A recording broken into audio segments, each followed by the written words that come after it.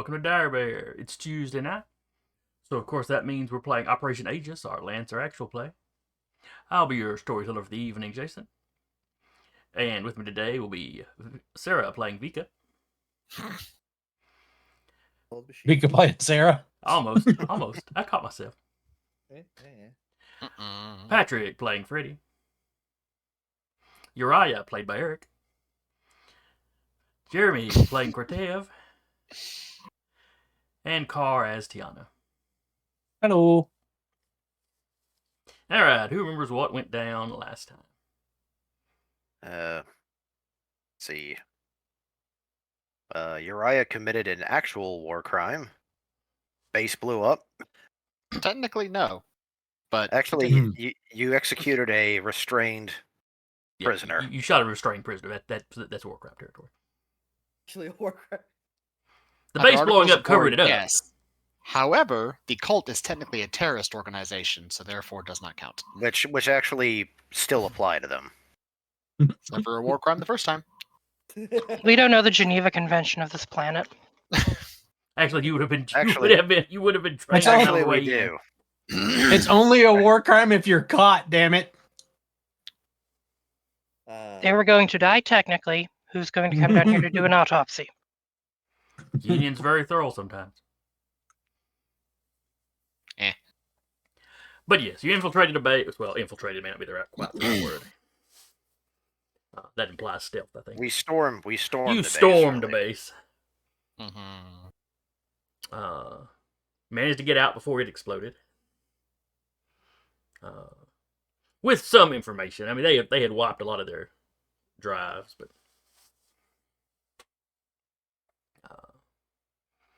but you managed to get out, get back to base, or back to the ship that y'all were currently based out of. And you spent a few more weeks exploring other areas.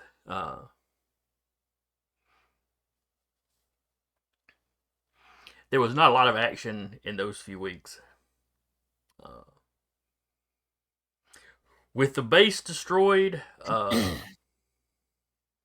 it seems like the Krakens in the area were vacating. That sort of inner sea area, kind of between the League and the Shinar, to the south, and then what was that place called again? Farlandan to the north. That's not usually their hunting grounds. Right.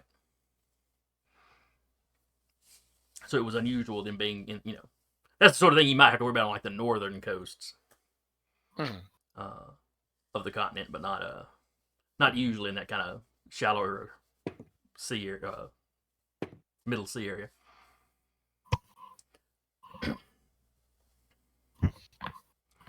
So they definitely managed to track a couple of the Krakens leaving. So fingers crossed that taking out that base has removed the Kraken threat.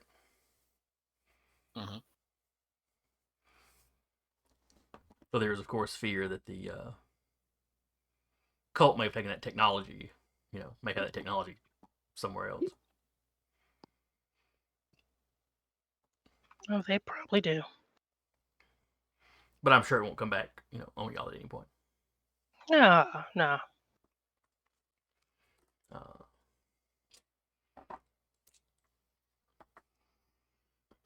So yeah, like I said, a few more weeks. Then y'all ship back to base. When you arrive, Commander Jellicoe compliments you on what a good job you did. You, of course, on the flight back and throughout that week, you had plenty of time to write up reports. Is there anything that any of you leave out of your reports? No. No.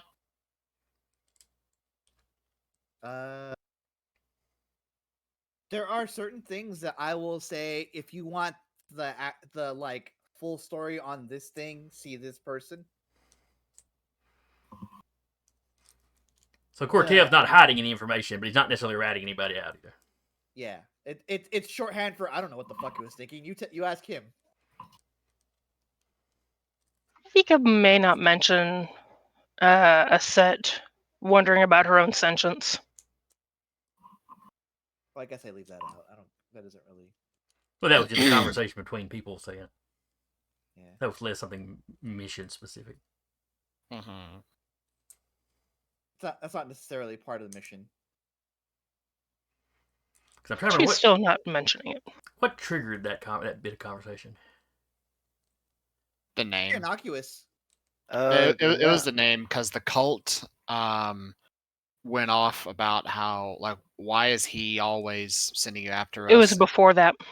Yeah, it was actually. Actually, I think that kind of kicked on.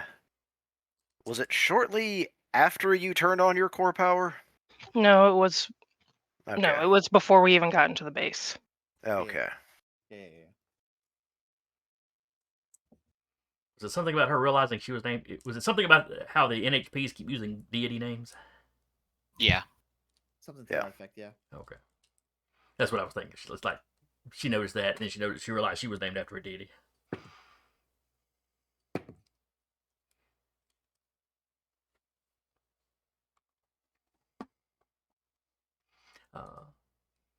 Rabbit's not named after a deity, is she? No. Okay. Rabbit is named after Ty's favorite animal. 3 guesses. Hmm. Do the first two count? No. And Koke, I guess, was already Koke when she showed up. Yeah, she was already Koke when she showed up. They were, as I said, she was an unstable NHP, and they were going to basically ship her off to be destroyed, however NHPs are destroyed. And Ty was like, I'll take her. I will adopt this child. Mhm.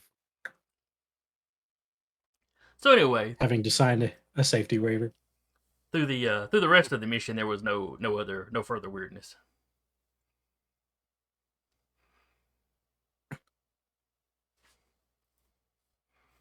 If anything, it was a little boring. Which is probably a nice, change from bases Yes. blowing up and giant monsters attacking. Sometimes boring is good.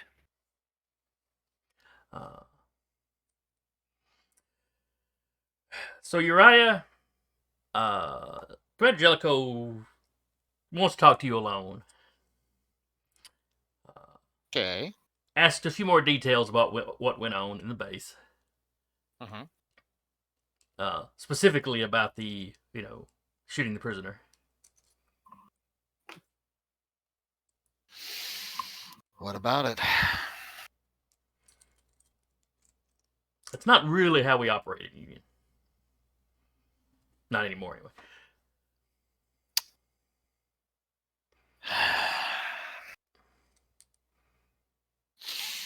Well, it was either that or we just left him to drown.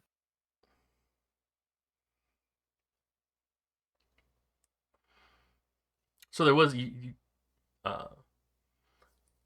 not commenting on the explosions. You did because at the time you didn't know that was going to be a thing. But No, we knew about the explosions at that time. was he it? said Okay. Yeah, he said, well, we were aware because they informed us that they had spread explosives all over the base and we're going to set them off, and we're being all smug about it. So we were there under a time constraint, trying to get what data we could and what salvage we managed to get.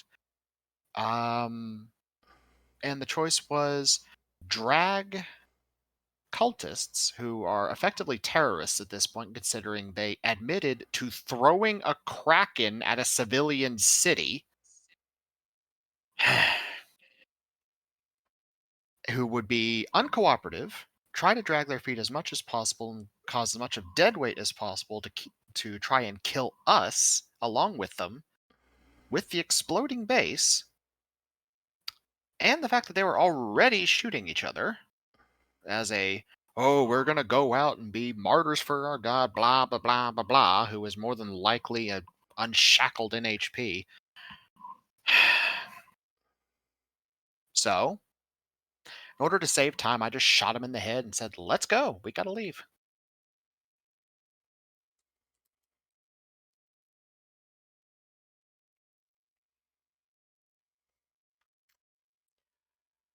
It might do you some good to talk to one of the base dogs. About what? Anything, everything, anything that's bothering you. Whatever you want to talk about, buddy. I've noticed an increased number of moods, outbursts. I'm just worried that something is stressing you out. Well, yeah, we're dealing with a third party that is actively playing both sides in an attempt to genocide the planet and has no qualms throwing megafauna at civilian populations. And no one seems to care. We are looking for cult wherever we can. Most of the cult seems to be based behind enemy lines, so there's not much we can do about it. We're trying to root them out, any of them out that are on our side. Which was the primary motivating factor of why I did what I did. When it comes to terrorists and cultists, you can't play nice with them. I have been down that road before. It doesn't end well. The only way to deal with them is to tear them out by the root and leave nothing left to grow. Would you say that it ended the previous time that it ended traumatically?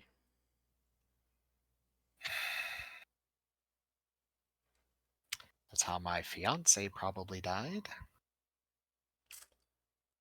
Yeah. I'm going to recommend that you see Dr. Rook. And while you have never met Dr. Rook, you would know that Dr. Rook is like the head of Base's psychiatry department. Uh-huh. Is he a kobold?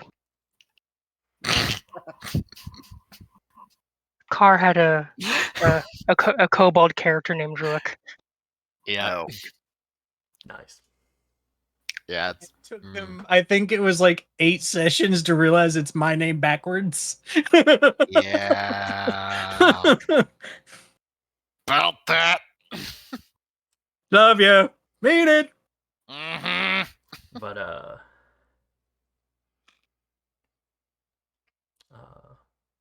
where was I?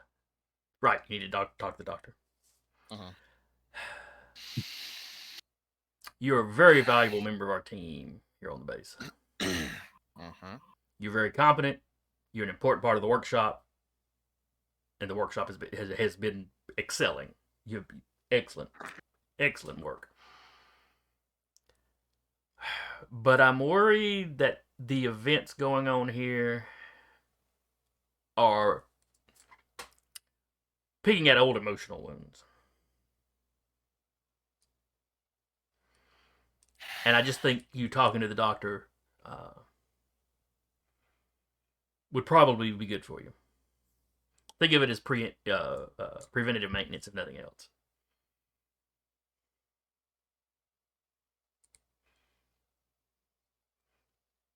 I mean, even the mech you designed is designed to have outbursts when put under stress.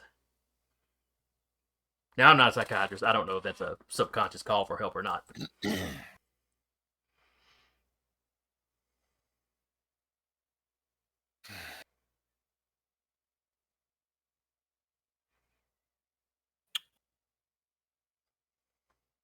Fine. I'm assuming I'm grounded if I don't. I'm not going to go that far right now.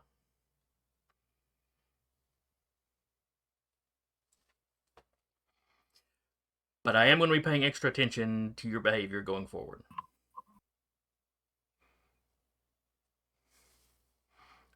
While I'm not necessarily comfortable with you having shot that man when he was bound like that, it was extremely unusual circumstances. So I can't really say that it was the wrong thing to do.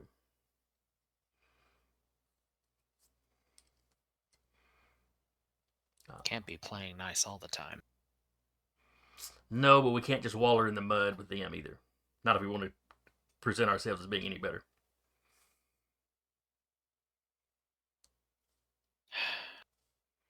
Can I be frank with you, Commander? Please. When it comes to dealing with the hostile nation that we were contracted to fight against, I am more than capable of being cordial. As you have noted through every report that we have submitted during the entirety of our operational time along this campaign, not once have I ever attacked a prisoner while we were engaging with the Shinar forces. This is true. This is true. 'Cause My what worry. they are, Oh, go ahead. what they are is a nation fighting for whatever they believe in or for whatever cause they wish to expound upon. For whatever happened, we know through the entirety of our time here, something agitated both sides. Something happened to escalate things on both sides that neither side has taken credit for. We know through the entirety of our time here, the cult has actively been agitating both sides, has been taking the megafauna, the very things that it takes lancers to battle, and throwing them at civilian population centers. In the latter case, just to get to us. Jellicoe not, and that's a whole nother issue. What has made them focus on you so much? I'll get to that in a minute. So, I'll be quite frank. In my mind, when it comes to the cult in particular, we need to be ruthless with them. We can't afford to play nice. We can't afford to walk in and expect to just take prisoners wherever we go. Because for zealots like that, they won't care. We won't get anything out of them short of torture, which I'm fairly certain that you won't care for. No, we Am have I- we have other methods of interrogation. We have seen that they are capable of controlling the mental faculties of things through nanite construction. Who's to say that the cultists also don't have that in them if we try via other means to extract intel? We don't have the time. We don't have, honestly, the necessity. And it is a waste of manpower and resources to basically pussyfoot around with them. Sounds like you're ready to go scorched earth. When it comes to them, yes. Because at the end of the day, that will be the best thing for both sides of this conflict and could potentially bring it to an end.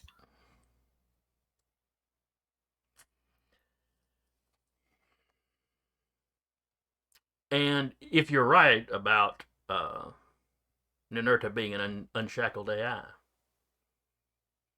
even if we wipe the cult out, what's the AI going to do? Well, apparently get really angry at Horus. Yeah, that's another thing we're very Because concerned about. apparently Horus is getting involved and is actively combating them by giving us stuff, the workshop. I did think it was odd how much Horus tech had popped up among y'all. Yeah, I mean, here, and he pulls out a data pad, and it's just a line of code that just says, "You got any up, dog?" He's like, "I don't even know what this means. Like, what is up, dog?"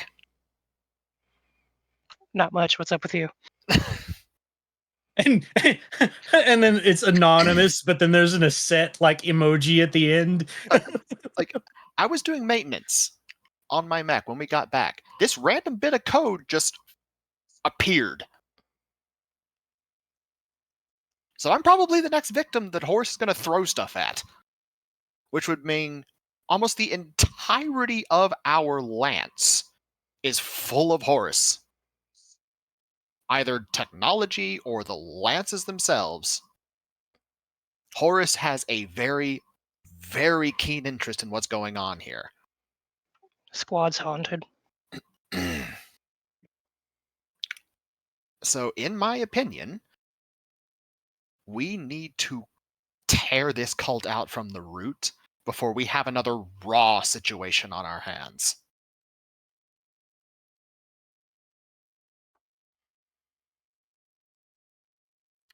You make some good points. My concerns stand, but you do make some good points. In the future, no, I realize this. You could not have done this in the undersea base. In the future, if you can take prisoners, though, do so. Even if they have that tech in them, if we can discover that tech, we can still study that tech. If I can find the commanding officer, then I will do so. But Fair enough. I will not just take prisoners willy-nilly. The rank and file, I'm not gonna.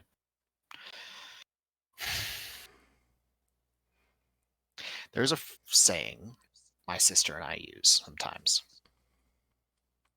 Ruthlessness is mercy upon ourselves. Run.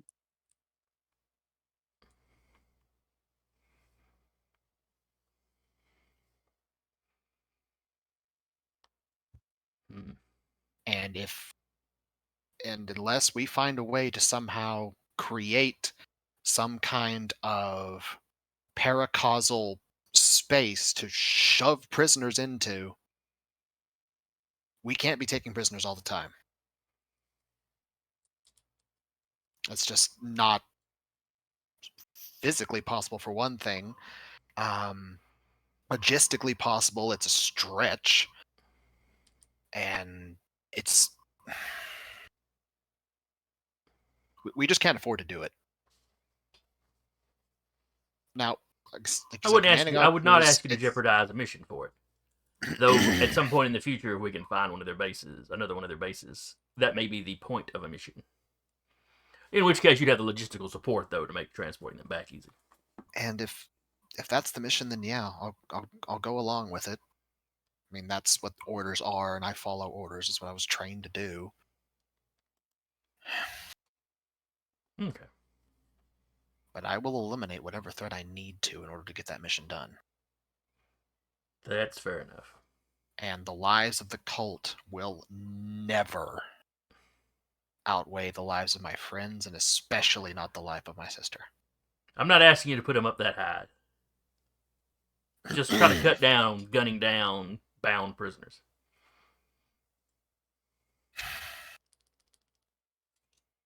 Well, then maybe we need to talk to Freddy about not binding everything we see. I'll be talking to everybody about this, though. Understood. All right, dismissed. I'll go set up that appointment after I talk to my sister.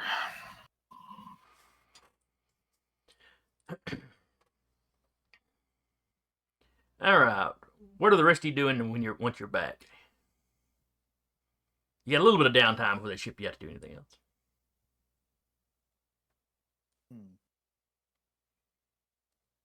We'll start with Hey. Tiana. Oh, I mean, are we doing a downtime action or no? Yeah, we'll go ahead and do a downtime action. Okay. Ty's working on her arm. She's kind of keeping to herself after the mission for a bit. Is there a particular reason she's keeping to herself, or is it just that she's keeping her that she's getting busy doing something? She's keeping to herself because of like what happened during the mission. She's like, I'm a medic, kind of goes against the code, but I understand why he did it. So she's kind of fighting herself a little bit. She has mixed feelings about it that she's trying to sort out. Yeah. Okay. She's just trying to sort things out. Is there anything particular that you're trying to do with your arm or to your arm? She's working on that project to be able to basically attack on Titan, another mech, and mag clamp to it and pull herself to it. The go gadget arm she started last downtime. Ah, gotcha. Yes. That would be an event create sort of thing. And I think I Or no, that's a rolled. skill. What am I looking at? I think I rolled a 9, like the second option. I can't remember what it is. 10 to I'll look it 19, up. you make progress on your project, but don't quite finish it. You can finish it during your next downtime without rolling, but choose 2 things you're going to need. Yeah, Quality I think I materials, chose. special knowledge or techniques, specialized tools, a good workplace. Yeah, I'm trying to find my project, and my project is not lighting up. Here it is. Say it should be. I did quality materials in a good workspace. So now that we're back at the base, I'm Yeah. sure I That is easy enough to So- come by on base. so I was just gonna finish that up. All right. In that case, you can get that done. What is Cortev doing? Oh man, Kortev just kind of finishes his project as well. All right. What was Cortev But working on? He was getting another core battery, and I think as he's working on it, one of the engineers calls him back to the garage or whatever, and they're like, "Hey, your mech did a thing again." Like, oh, great.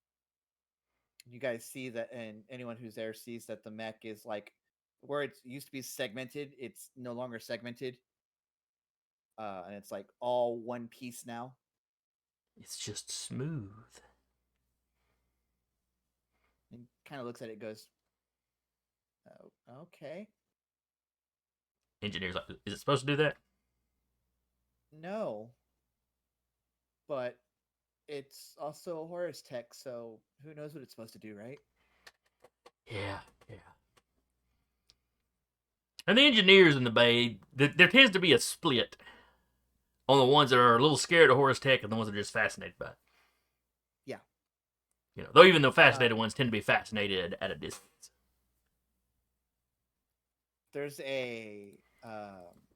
there is like a little one of the hands has like a grip, and it has supposed to have something that emanates out of it, but there's nothing coming out of it right now.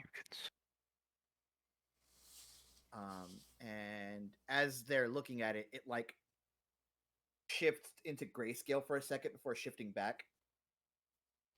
As Yeah. it's The engineer you're usually talking to takes a couple like, steps back, just to be a little bit further out of range. Yeah. It's usually like that the bright blue color that Cortev, like kind of Cortev's hair. Okay. It kind of matches that, and then for just a second it shifts into like gray space and then shifts back.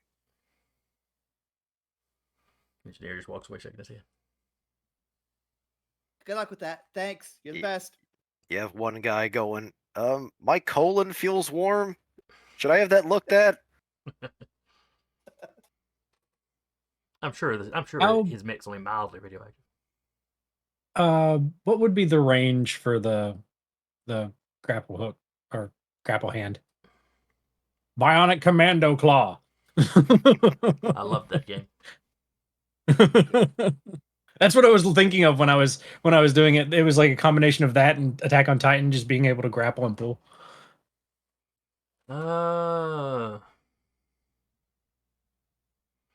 What's the range on that zip line thing you do? That was not me, and I do not know. For the Atlas that zip was- line. Yeah, Give me a second. Oh, is that an I'll Atlas thing? Okay, I'm sorry. I was thinking it was. Yeah. that was an Atlas thing. Maybe I'm thinking of the. Oh, Whatever, the are you line talking? was. Oh, you're talking about the cable winch. Maybe that was it. Maybe That's 5. That's range 5. okay. Well, let's go ahead and start off at range 5 then. Prove it with further projects. Because I would see that as kind of building off the same general idea. That's kind of her thing. Came back. All right.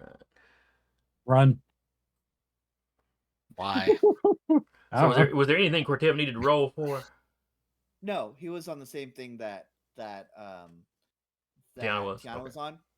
Yeah, so it's just a free, what is it, 19 or 20? Yeah, You just have to it's an spend the time immediate doing complete. Yeah, so that's what he spends his time doing. All right. What is Vika doing? She is working on building a projector for a set. Okay. Let me find the thing to roll for that. Get creative.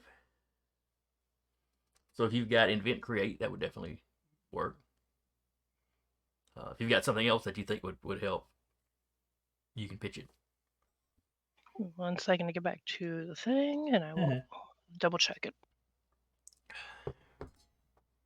Would hack fix work into it?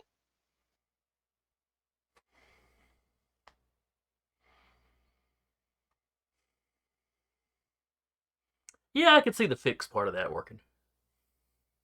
Because you're not you wouldn't necessarily have to be trying to invent something brand new. You're just trying to build one of something you're already passingly familiar with. Yeah, and she'd probably go over and ask Tiana about it. Just sit in the chair like Captain America, like spin the chair around. Watch her for a few moments. You feel a large Tiana. presence behind you, Tiana. Hi, Vika. Hi, Tiana. I need to pick your brain. Okay. She spins around.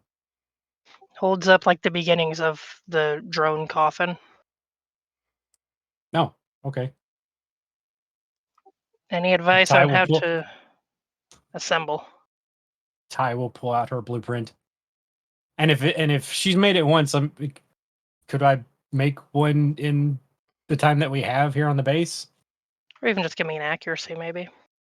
I'd let her Or an give you. accuracy. I'd say you get an accuracy for the detailed plans. Okay. And having Yeah. Tiana, the next cubicle or two over, to go ask questions anytime you needed to. Sounds good.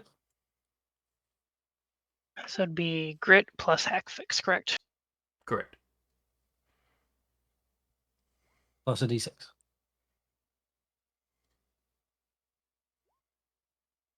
Eleven. All right. So that falls into the 10 to 19 then. So you make progress on your project, but you don't quite finish it. But you can finish it your next downtime without issue. But you got to pick two things you need. Time and quality workspace. Okay. So as long as you're at base, the next time you get some downtime, you can finish up. Yep. While she's working on it, she'll be like, "You all right? I know that probably wasn't ideal." Yeah, I'm just working through some things is all. I'll be okay. Well, if you need to talk about it. It's just one of those things where the medic in me is saying he's done something terrible, and then it's me saying I mean I understand why he did it, kind of thing. How many people have we killed inside of Lancers? Inside of our frames? Point. That's a point. It's the This was just one proximity of of those. it. It's just one of those circumstances where we could have dragged him or to the mechs, but then you think about it and it's like we had nowhere to put them. They would have just drowned outside the mechs anyway. So Quick death or slow death. In the end, it's unfortunately the same. yeah, that's the only thing that's got me hung up on things.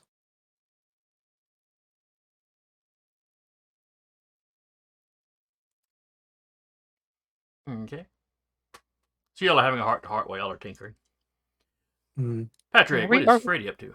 Oh, I'm sorry. What were you saying? Are we close enough to see the new Leviathan? I can't remember the whole grid space Leviathan. Yeah. Do the wibbly wobbly. You'd be in the same overall building, so you might have Probably seen not Cortel. Y'all might have seen Cortel walk by with the engineer. If at some point you go and glance at your mechs, though, grid space is in that same area. So maybe later. All right. So Patrick, what is Freddy doing? Well, two things. I don't know if this would count as get connected or not. Essentially, I'm basically trying to find a way to contact him. It, in this instance. Let's see. Get connect. What You're it are you trying to trying to find contact a way to Ra. focus? Basically, I'm essentially sending a message. I want to talk. To who? The bull. Okay, so you're trying to contact the Bull of Heaven. Okay. Well, the Bull of Heaven is the mech. The Mithras was the pilot. All right, let me see.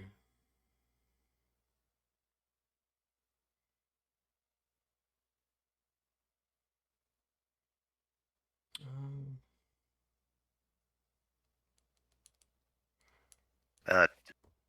Uh, that sounds more like getting them to do you a Hello? favor. Oh, there you Can go. you hear us? Now you're. everything cut out for a second for me. Okay, but you're back now. Yeah. Okay.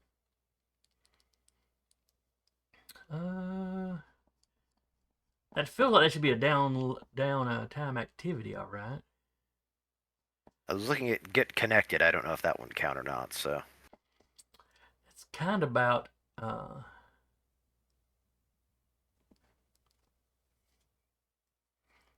that was like getting favors where you're trying to make like an initial contact for information kind of thing. Let's look at gather information and see if it would work.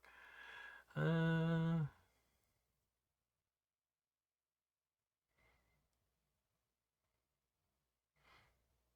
you cut out again. Like I can see your lips moving, but I don't hear anything. Who, me? just Patrick? holding. There you go. Okay. Interesting. Let's go with gather information for this. All right.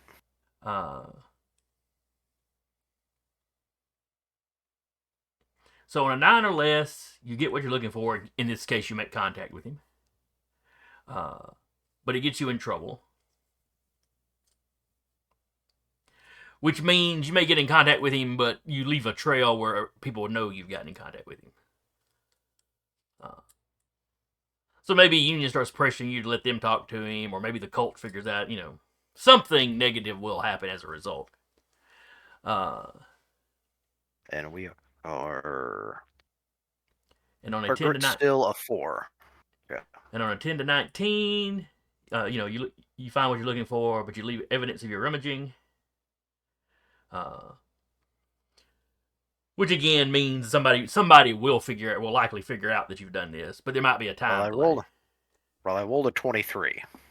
All right, just roll 20 then. You get what you're looking for with no complications.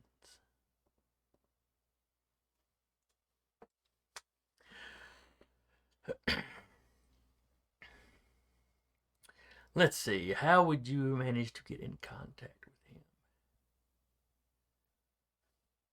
And see, what was your last downtime activity? You were doing research on something. That was the cult, though. You were getting extra information on the cult. That's what that was. Yeah, one of the things I could do, since after the bull appeared in our sort of beach adventure, I followed back to where we believe he first appeared and found some evidence of paracausal interference. Right. But not. And essentially, in some ways, going to more or less using that signal and doing the digital equivalent of throwing a rock with a envelope strapped to it through there. Sorry about the window.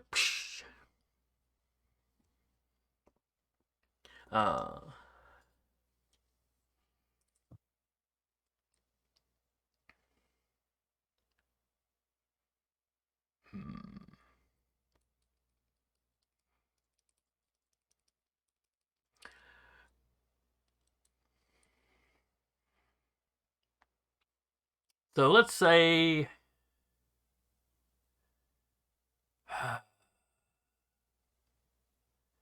you try to bounce a signal. The trick is, though, humans can't do much of anything with the paracausal stuff.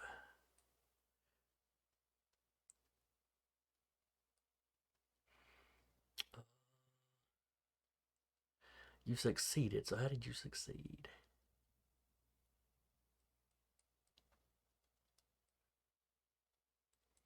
I've got enough experience working with NHPs because I've been around Whip so long. That's true. You do have NHPs that could be helping you some. Yeah. So we'll say you wind up you send kind of tight beam signals via satellite to a couple of different locations. You kind of beam one down, where you think he appeared, in case there's any sort of rift, any sort of he got some kind of connection to that area. After effect. Yeah. And then I know somebody brought up that place that got bombed that started this war while discussing him. That actually I think was me too. Because I know there was some kind of suspicion that he might be connected to that place. So you sort of strobe that beam over, you beam that, information, that message kind of to that area. Which neither government is really seems to be keeping tabs on that place because, it's bombed out now. And you don't know which location you sent it to was the one that gets the reaction, but you get a message back.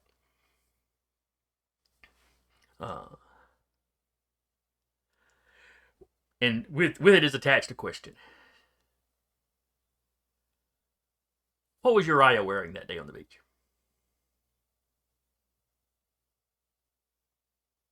I actually give him that answer. All right. Shorts and flip flops. I mean, if you say shorts and flip flops, you'd actually be incorrect. But he Because says they'll- whatever it was. Yeah. You describe the pattern, which Uriah was caught on camera, but he was way distant from the cameras. So you're able to give enough minor detail that So you might have to go knock on Uriah's door. Uriah, what did your trunks look like again? All right.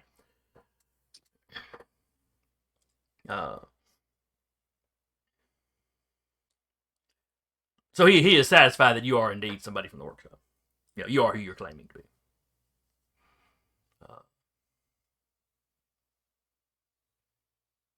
What is it that you wish to discuss? And this is all like text messages. He's not doing like a video conference with you. But he is willing to communicate. Just glad I could get in touch with you. I've been investigating the cult, Ninurta, and the cause of this war. You seem to be a link between all three. And I've always found it's best to get information from the source.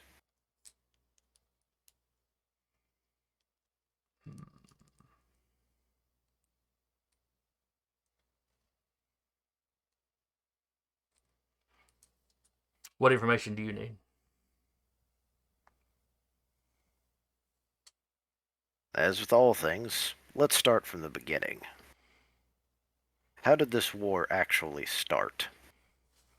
With the destruction of... Did anybody write down the name of the place that got blown up?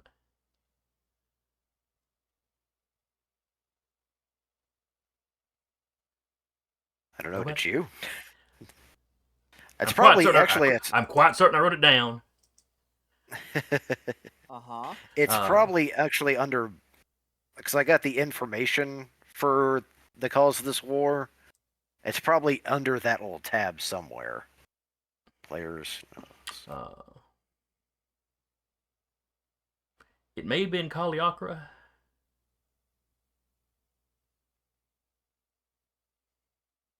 I believe that may have been the name of the town. Okay, that's I have a bad habit of writing information. down names, but then not writing down what they actually go to. And then 20-something sessions later, I can't remember. Gotta put a dash there. For the moment, we're going to say it's Kaliakra. Because that was important enough that I K wrote or pronounce- C? Kaliakra. It was important enough that I wrote a pronunciation guide back behind it so I know how to pronounce it. So. Ah. Nice. Beer. Uh,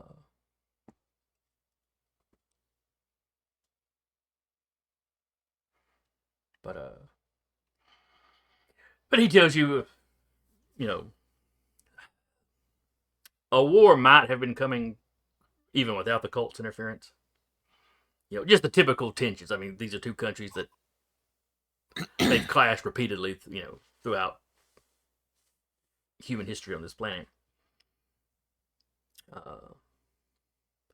But the cult definitely tipped the scales when they destroyed Kaliakra. And have no doubt it was the Cult of Ninurta that did that.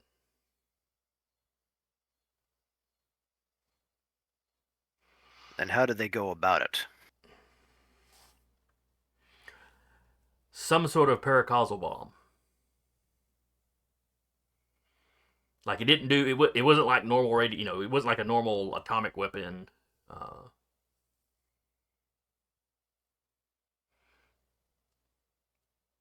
It was something most unnatural.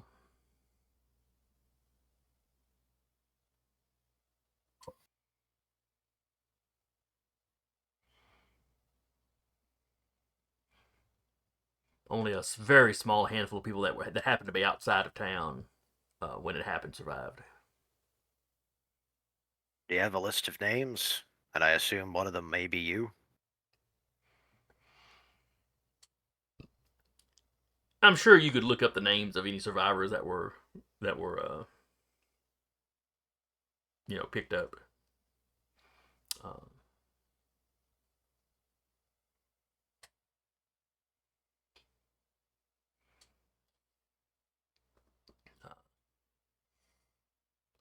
He does go ahead and send you a list of names of the ones that moved somewhere else in Shannara.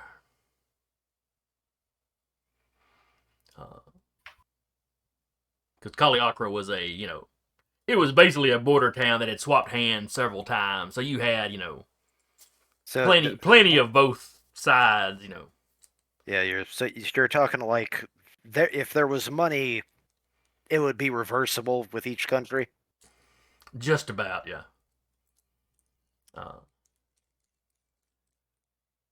So when survivors were picked up, they were basically just, you know, taken to whichever country they wanted.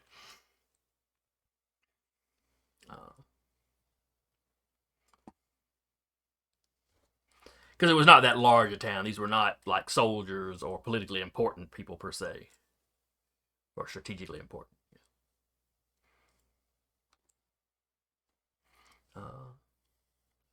But he realizes, you know, you might not have a list of the people that went to the Shannara side, so he assumes you can look up anybody the League took, since Union and the League are such good friends. Yeah. From the sound of it, you don't like Union?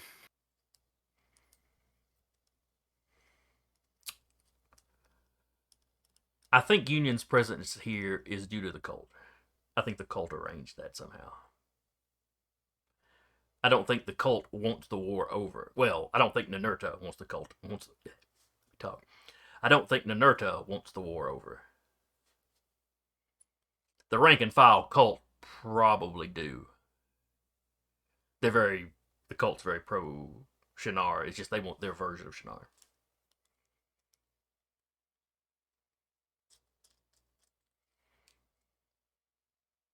And confirming a theory, if you know this, is Inurta an NHP?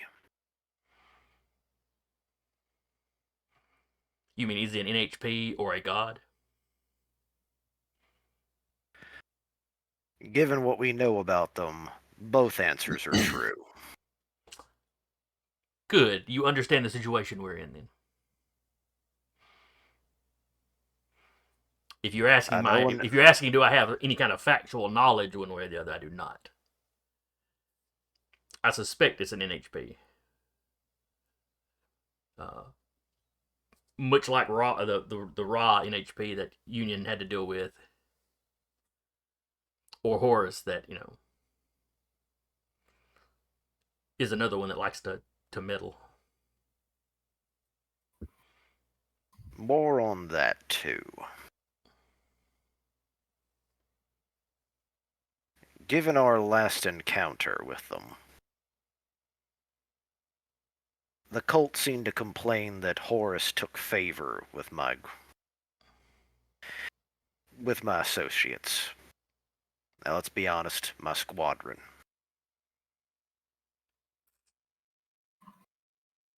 Does Horus have any direct connection to you, or is that just still one that gives when it feels like? The Bull of Heaven is definitely a Horus design. And it definitely has... It was definitely sent to me for a purpose. I would say that Horus is definitely in opposition to Ninurta. Though whether Horus is one NHP or a group of NHPs or even a group of people working with NHP, you know, I don't know any more about what Horus's true nature is than Union does. There's one person I believe I might have to ask. I suspect has had more direct dealings, but I've never wanted to press the issue until now.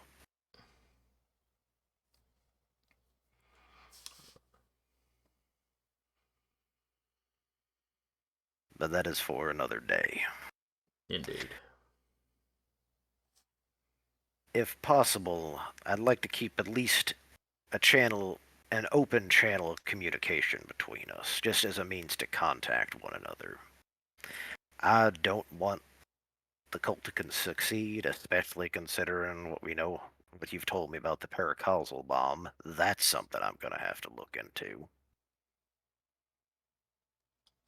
But if we are at least working towards a similar goal, I'd like to keep at least a means of contact available. Fair enough. I want this war over. I want Ninurta thwarted for certain. But I am Shinar. I mean, if it comes down to a conflict between your people and my people, I will side with my people. But stopping the cult is more important than a political conflict. That's personally, that's the one thing I've always both loved and disliked about Union. Overall, the main goal is there is one people, that's us. As to everything else, it's just the fact we can't agree on what that is. And he sends you a method of contacting. Think of it kind of like the way computers communicate through like a Tor network kind of thing. It's very much doing everything. I sent you an AOL Messenger link. Fucking hate that. Because though nowhere in Horus Tech, it probably is an AOL Messenger link. You've got Horus. MSN or Yahoo Messenger, I would bet. It's Ask Jeeves, don't ask how.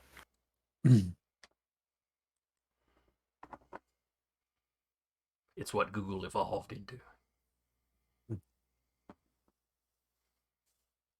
I always had that running gag. Horus, Ra was just Clippy who got tired of our shit. Ooh, could you design an AI that was Clippy? Easily. Nice. So you have a line of communication set up with him now. Depending on what he's doing when you try to contact him, there may be delays or whatnot, but you can definitely shoot him messages at least.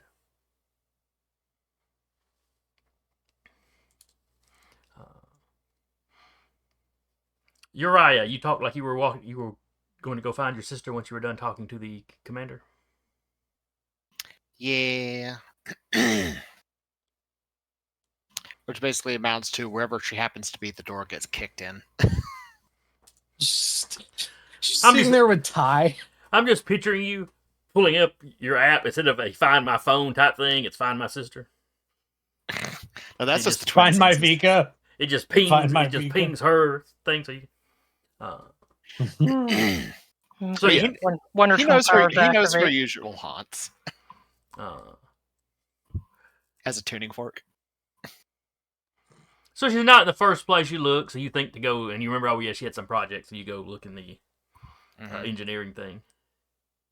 You walk Then on in, the y'all's AirTag, mechs it's are a over Vika there. You see that Grid Space Leviathan looks different. It's like all those separate little pieces are now fused together.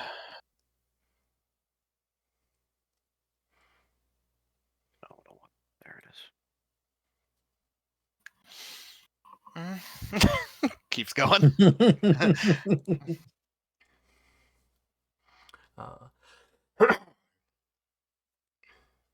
And you walk by and you see Ty's working on her arm and a couple kind of cubicles down or whatever.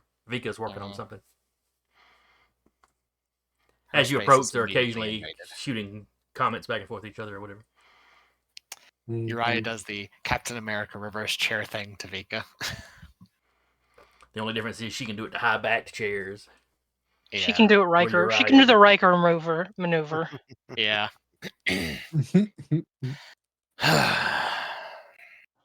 Betting that conversation went away. I have to go see a shrink. Because I'm Cool. apparently crazy. Tell them what they want to hear. Continue on. Yeah. I did kind of talk the commander into letting us more or less get away with eradicating the cult.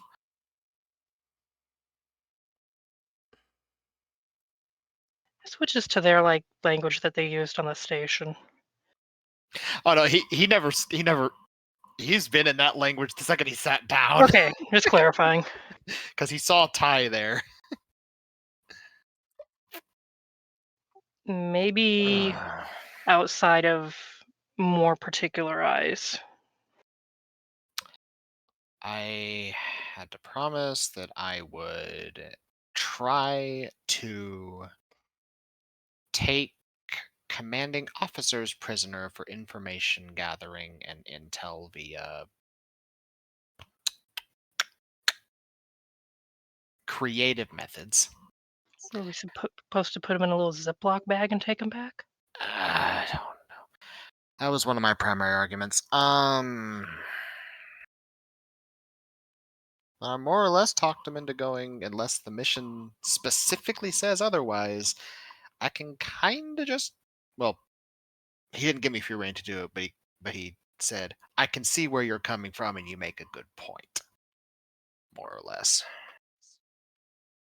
But next time, just let them drown in a slower death. Yeah. Yeah, as the gods intended.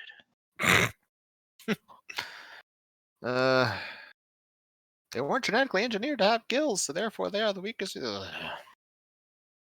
SSC is showing. Yeah, I know. Honestly, your SSG was showing when you shot the guy. Okay, come on. I was rolling to see if maybe Ty screwed up, and you just hear ping ping ping ping as the arm shoots out. No, but you can't hear the twins, having a conversation in, some language. Yeah. I clarified. I messaged them and I was like, okay, is this a language that's known? They're like, no. I was like, okay, good, because the data plating in Thai would quickly translate that. It's probably some bullshit they made up when they were young and bored. I just wanted to confirm, because I was like, I'm just listening to their conversation and Ty is just working on her arm. So basically, y'all just have twins speak. Yeah, it's like, Essentially. But knowing the two of you, you may ended up making Twins it a lot can't. More, you made it a lot more complex than actual twins tend to do. it's twins can't. I love it. Instead of thieves can't. Yeah. I'm tired. I have a feeling it's just going to get more tiring. Mm-hmm. We'll get a drink. Yeah. But first, and he slides over the data pad where it says, "You got some up dog." He's like, "Do you have any idea what up dog is?" Not much. What's up with you? Did you put this in there? No. Hmm. Looks at it. She probably has a set, like, maybe not in the coffin that can come out, but she probably has a set somehow out to where, like, she can converse, maybe like a little Bluetoothed out, like to a speaker or something. Okay. Or you could run her through your comm unit so the comm's open so Yeah. she can hear basically whatever you're hearing. You know anything about it, set? Jason, for your information, this is the starting bit of code for a Horus license. And that's pretty much what a set tells you then. Oh yeah, Horus tends to send that to anybody that they're about to do business with. At that point, Ty, you would also hear this in common. Oh, for fuck's sake! I just like Oh, did you get another one? scoots out and looks. It's like, everything okay? My mech is apparently about to get infected by Horus. Hey, join the club, buddy. Upgraded by Horus. A set sounds Upgrades, vaguely offended. people. I mean, It's not the worst thing that could happen. I have 2 HPs, but my mech hasn't been touched by Horus yet. Yet. You better knock on some wood over there. This He- is all he- metal. I don't have wood. Quick, run outside! Slap a tree! he gets up and, provided Car's okay with it, he will like literally just grab the chair and Tiana and just start dragging her off. She's just where are we going? Vika, let's go get a drink. I need to get drunk. He's Let just me put the chair dragging back. Tiana with them. No, he just grabs the chair. He just keeps going. Put her down. Put her down. I haven't picked her up. Release the chair in a way that it does not fall. Actually, Ty's gonna be like, she's gonna shoot out her hand to the closest piece of metal and just hold on. It's like, And let me works. put it back. You did get that to work. There's still some kinks, but yes. Oh, by Let me the way, put the chair back. out of character, did you add your accuracy to that? Mine? Yeah, because I don't need to because it was an automatic auto-completes. complete. Oh, okay. I was like, because I remember you had Uriah look at the specs, which Jason said would add an accuracy to finishing the project. Yeah, it was a just in case, but it basically helped her finish it, is what I'm saying. Gotcha. Fine, go put the chair away. We're gonna go get drunk. You She cannot just force Tiana to zooms come if back. she doesn't want to. Just hear that. She puts the chair back and she'll follow. You just hear that one chair wheel that needs grease badly. Yep. Or I'm just just very yeah. offended at the chair. Looking around. Anybody else? Because I'm guessing this is kind of in the engineering bay area. Oh yeah. Actually, Kev has to stop looking at his mech. Is Charlie Wayne anywhere nearby? He's on base somewhere. If they run into Charlie Wayne, he's getting grabbed too. I'll have to tell him twice. Even or odd.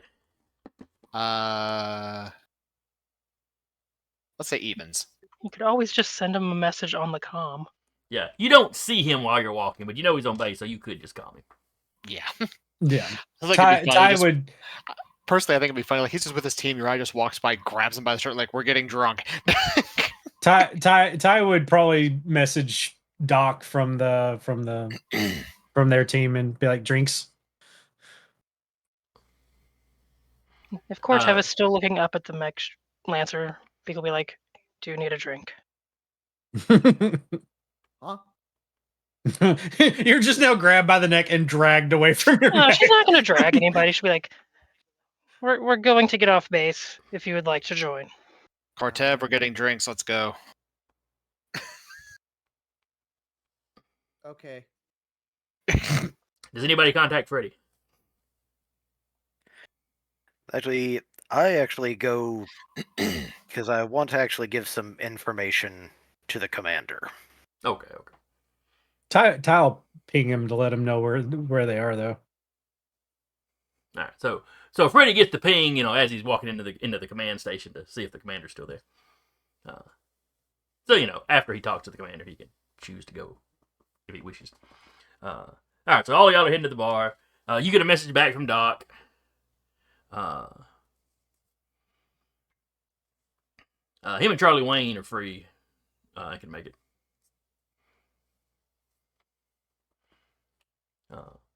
I was walking by and she's like, "Wait, I can actually pay for my own drinks." You can. Congratulations. So anyway, so y'all are headed to the bar. Freddie, you walk in. The commander's secretary is like, he's in a meeting right now. If you'll have a seat, he doesn't have anything scheduled afterwards, so he can probably give you a I'll few wait. minutes.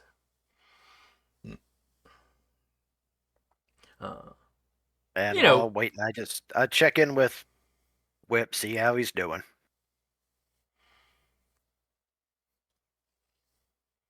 What would Whip be doing in his free time? Since he's got the robot body to wander around in now.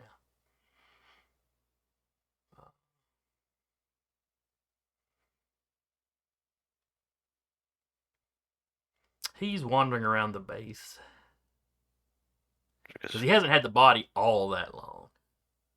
Because the body is really just kind of a side thing. Most of the time, he's just in mech form. Well, his consciousness is probably always based in the mech.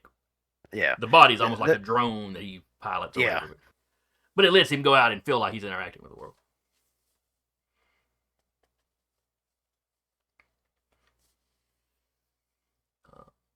So he is currently out wandering and interacting with people. Which is a little bit difficult because he whistles instead of talks. Alan, and when I'm hearing him talking that, I'm glad you're being able to actually open up a bit more.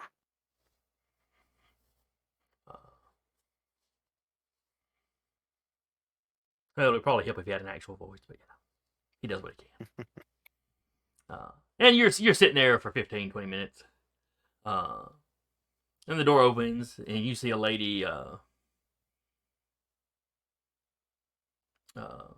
Definitely, one of the medical staff, that walks out. She got a little name tag that says Rook. And she seems to be looking over notes, like maybe she was making notes while she was in the meeting with the commander.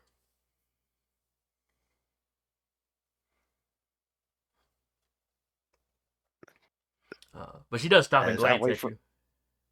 Says, "Doctor." Lancer? Please call me Freddy. Freddy, you're one of the workshop. Yes, ma'am.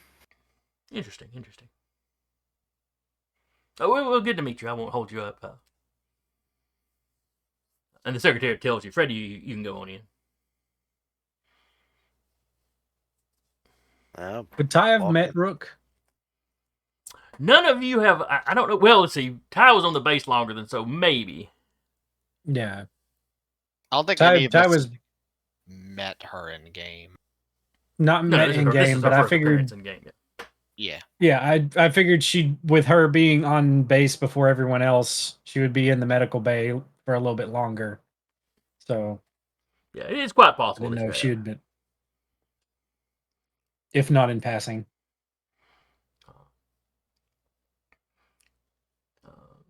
So when you come in, the commander's like, "All right, Freddy, take a seat. What was it you needed to discuss with me?"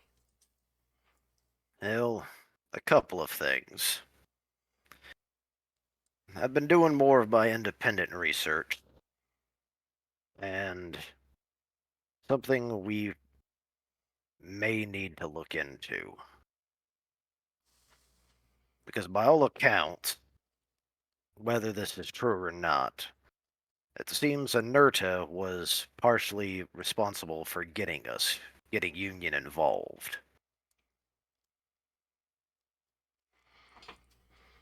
In what way?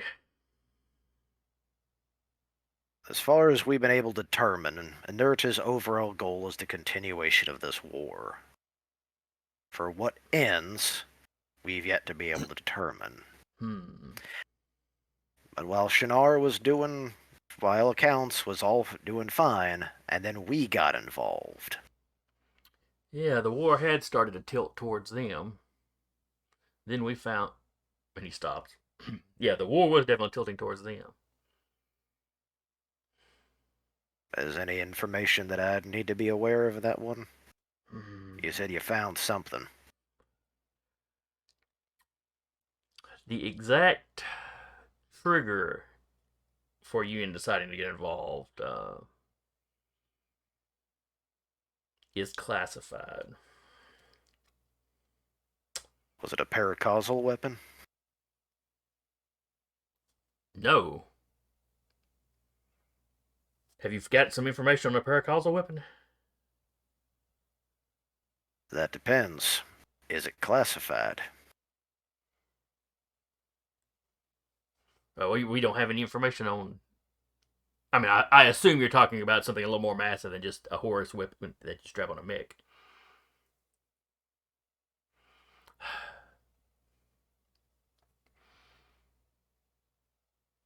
I need to run this up the chain of command to see if I can share some of this information with you. But what decided us for sure to join the war on the League side is we came into some information about something the Shinar were doing or planning to do or planning to build. I can't go into more detail than that without clearance, without either upping your clearance or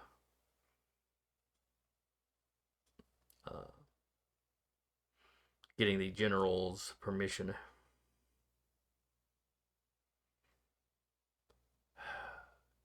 But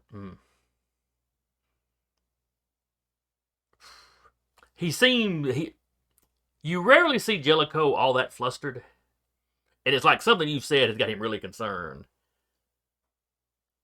And he clearly wants to bring you into this. But there are protocols he's got to follow, basically.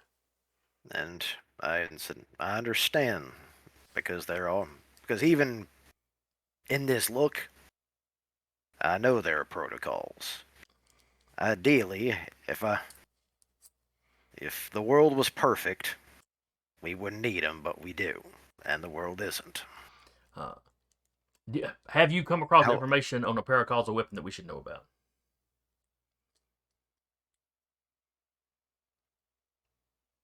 Or was that just you taking a shot in the dark as to what it might have been?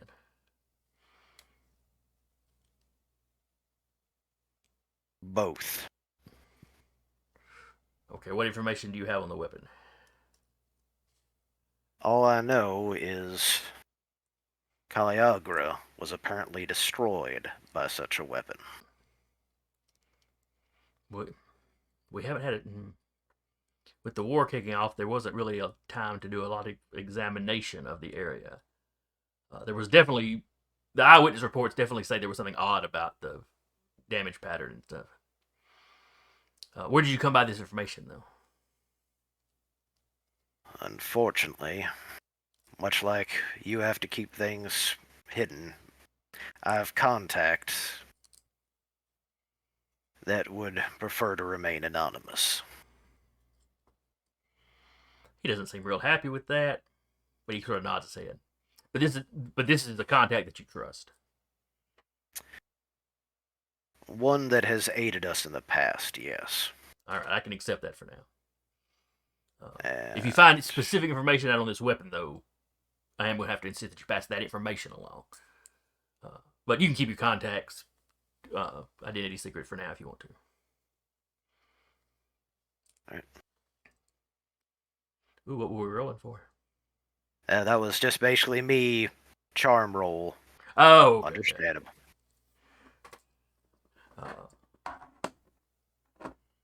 Yeah, I probably should have had you roll that. But,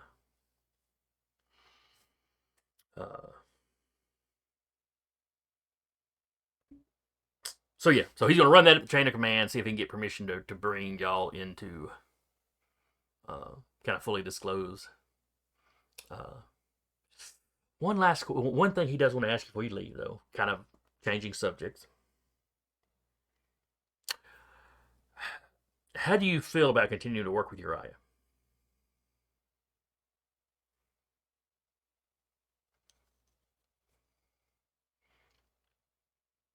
Do you? The man has, Go ahead. over time, my main concern is that while he seems to want to reject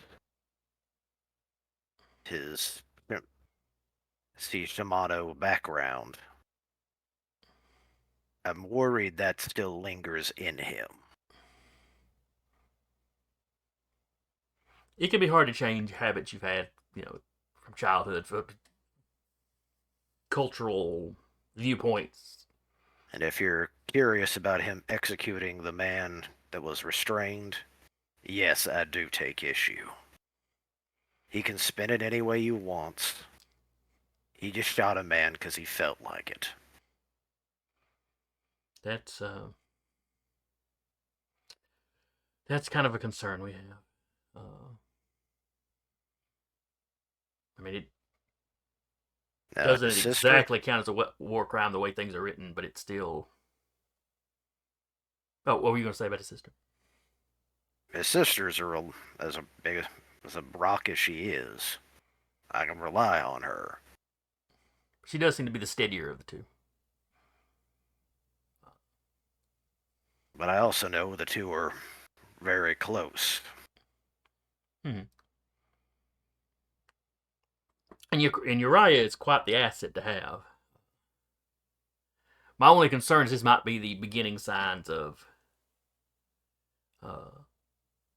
him losing control.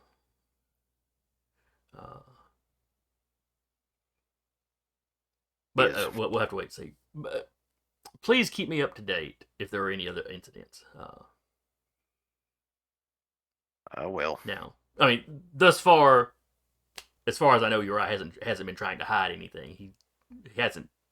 He has not, that I'm aware of, tried to be duplicitous at any point. My one concern is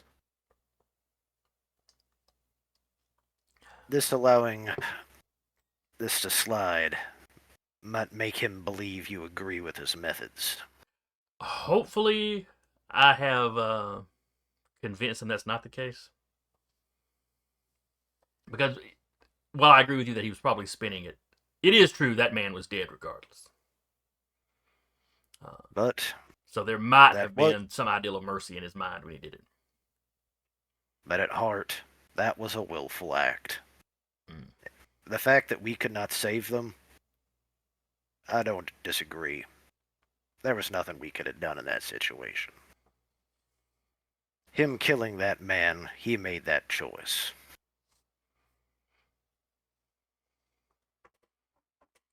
Well, I've suggested that he talked to Dr. Rook, so. Well, anyway, though, I wanted to get your opinion on that. And if it actually comes to it, I'm going to have a conversation with him, and I hope this doesn't dissolve. The sad truth is, in terms of teams, we are a good one. But I'm worried the cracks are starting to show.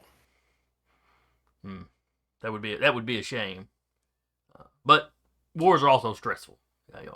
You might be cracking, and you might, this might just be a short-term thing. But do feel free to bring any concerns you have to my attention. Understood. All right, dismissed. I'll contact you once I find out about the clearance issue. Thank you, sir. All right, the rest of y'all are arriving at the bar. Oh, and I'll be heading to the bar. Okay. So you'll get there a little while after them because you have to sit around. All right, so partway to the bar, Doc and Charlie Wayne catches up with you.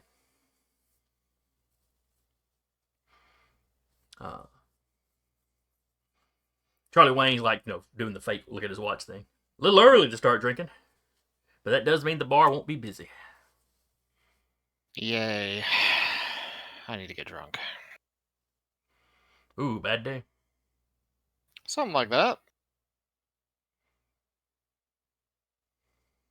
I got chewed out for pest control.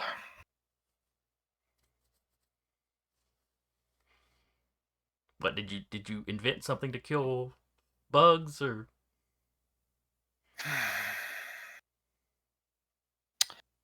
Short version, executed cultists just before they blew up the base, and we had to make a run to get from being crushed under tons of water and pressure. Charlie's kind of like, oh, okay. And that's not how we roll, apparently.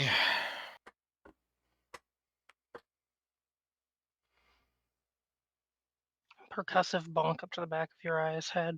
Come on, let me go kick your ass in darts. That'll make you feel better. Since when have you ever beaten me in darts? Before you got the robotic arm, And now I have it. and that's cheating. Charlie Wayne chimes in with, "I got winner." Deal.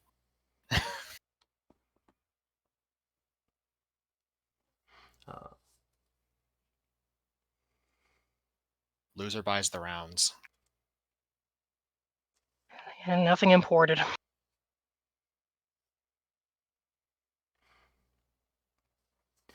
all right, so y'all pile into the bar, and there's a couple other people. But now, are you going to one of the facility's own base, or are y'all heading into town? Town. Okay. He's like, I want to get off the base right now. All right, so y'all go to the motor pool basically and check out a vehicle, or there's probably buses that run, or the equivalent of Yeah. buses that run. Or if it's in walking distance.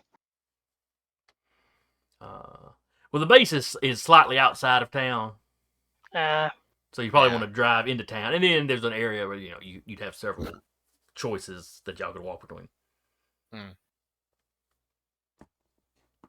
Into, I believe it was Alexandria with the city that was close by. I think so. If not, it is now. Yep.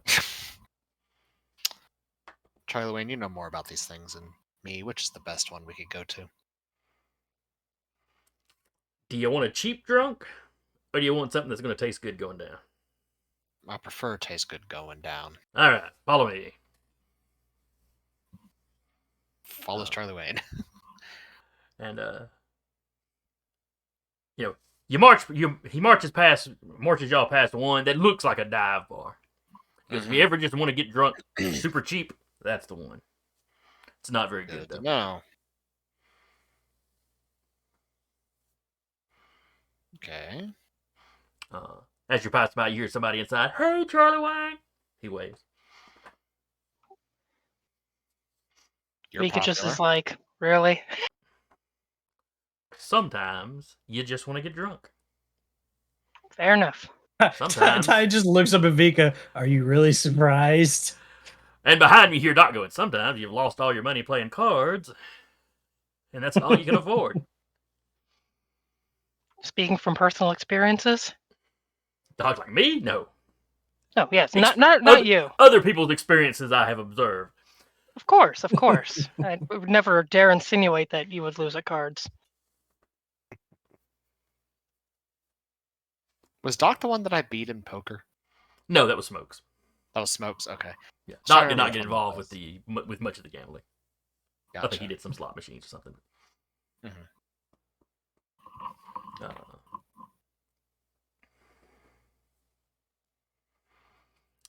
So, y'all get to one of the bars. You walk in, you go to the bar, order the first round. The bartender knows Charlie. Not like super well, but knows his name. Mhm.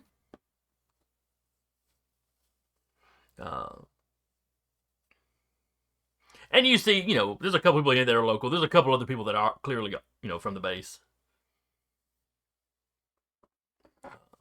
The town's pretty friendly with the Union folk. Mhm.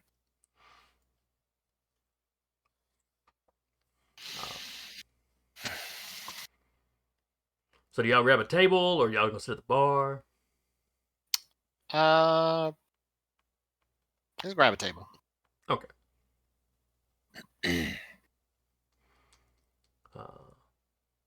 Drinks to get delivered. Charlie Wayne orders some sort of appetizer type thing. Mozzarella sticks. Chicken nuggets. Chicken nuggies. Probably the local equivalent. The little dinosaur-shaped chicken nuggies are in the shape of the megafauna. Yeah, they're in the shape of the turtle cow. It makes as much sense as Dino Nuggets. Deal. If your eye notices, there's a whole thing of like basically dino nuggies. It's like, I'm gonna need that, and he orders one too. It's little pieces of turtle cow meat shaped like turtle cows. This plate is mine. But no, he orders one for himself.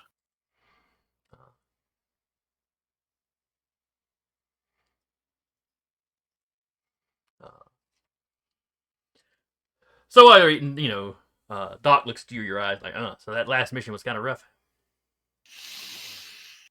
Something like that. How often have you dealt with zealots?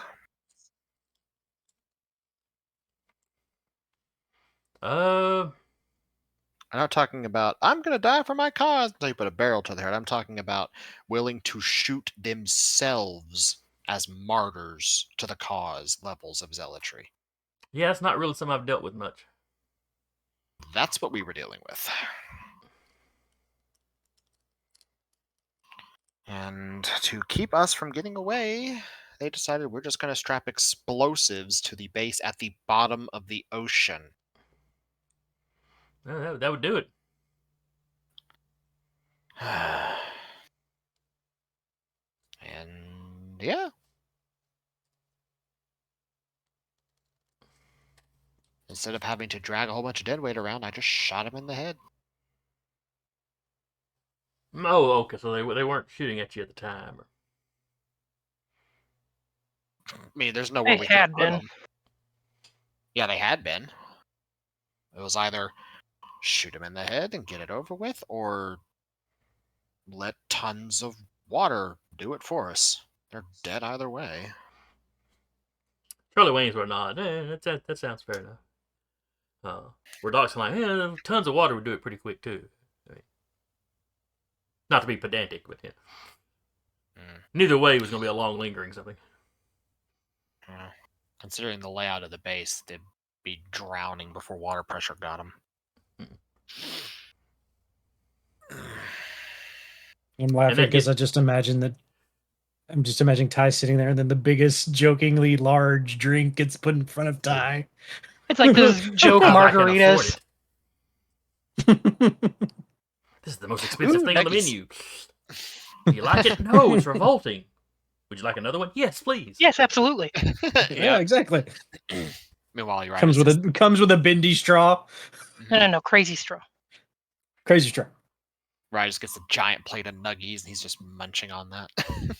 So you go back to eating while Doc and Charlie have a brief discussion on, whether drowning's a bad way to go or not. Mm-hmm. Neither of them seem to be particularly judgmental about what went on. Leaning over Monster. to Cortev while this is going. What happened to grid space? I don't know yet. I haven't been in it yet. Okay, it just looks a lot more cohesive. Yeah. Yeah. I don't like it. I might learn to like it. We'll see. You can have a set. Try to make friends with it. I mean, it's not an NHP. I hope. You hope.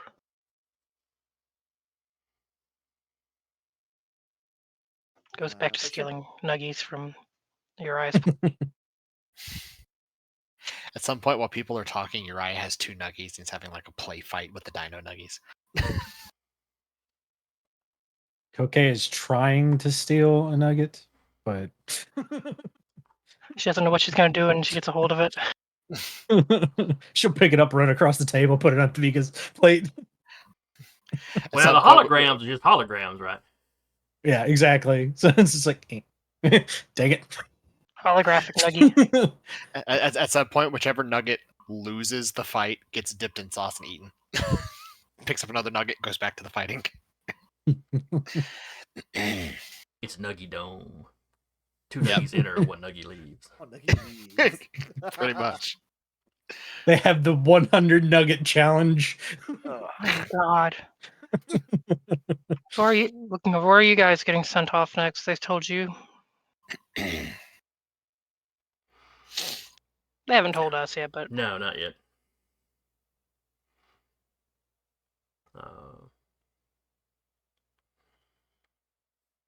Oh. Maybe they'll send us off together. probably wouldn't get that lucky. Something on the front lines, maybe. Mm. That last mission was kind of 50. slow. I mean, for the rest of us. Yeah, 50-50. They put us on patrol. We're apparently not going anywhere until I talk to the space shrink. Doc looks up. But Oh, nuggies Dr. get Rook. Oh, consumed. she's great. Yeah, apparently I am starting to lose it and having outbursts, so I have to go talk to the base shrink now, or otherwise I might get grounded.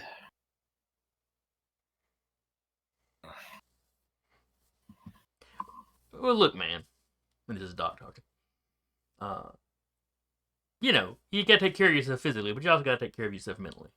We are in a war zone. We've all been through some stressful stuff. I mean, you were literally just in a base that was exploding. That takes a mental toll on people.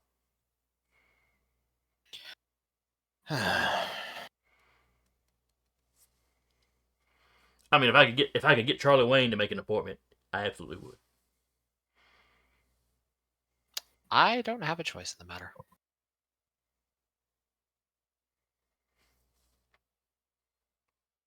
Well, you know, don't stress out about it. I mean, I interact with you regularly. I'm quite certain that you're not, you know, losing it. You may be a little stressed out, but that's probably all it is. Now, my specialty isn't psychiatry, but I've had some training.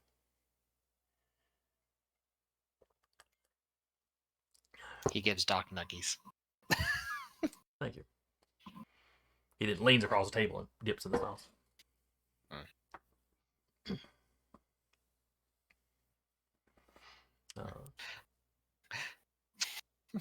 It's like, Uriah will remember that, like +5 reputation. Or like the Doc gets nuggies. or like the Fallout. You're right. I liked that. Yeah, pretty much. Ty is halfway through her drink. How drunk is Tiana? She's a lightweight. Oh dear. So- So she's just probably staring at the drink like, So what I'm I've picturing. made a huge mistake. Do any of y'all remember when before Super Size Me came out, when McDonald's had the really big sodas that were basically buckets with handles? Yeah. Like the Yeah. gas stations have that are like a mug about like the size of a pail. a big gulp? What is Yeah. it? A big is it a big gulp? No, it's like a mug that I think holds like a gallon. Oh, yeah, yeah. Okay, the McDonald's like ones the weren't Circle quite K that has it. big. If I remember right, the McDonald's ones, it was like a sand pill you take to the beach full of soda. Yeah, something about that size. And then after the Super Size Me thing came out, I think is when they got rid of them. So I'm picturing that, and it's the littlest person in the room drinking it. Yeah, and she, like Tiana she's- got a rum and, like, bucket. every once in a while, she'll just be staring at the drink and then just like, just trying to grab from the straw. Leans over, kind of nudges the straw. Why'd you get the rum bucket? Why did you get the rum bucket? Is that what you asked? Yeah. She looked at her and just says, "'Cause I could." I mean, it does have a handle.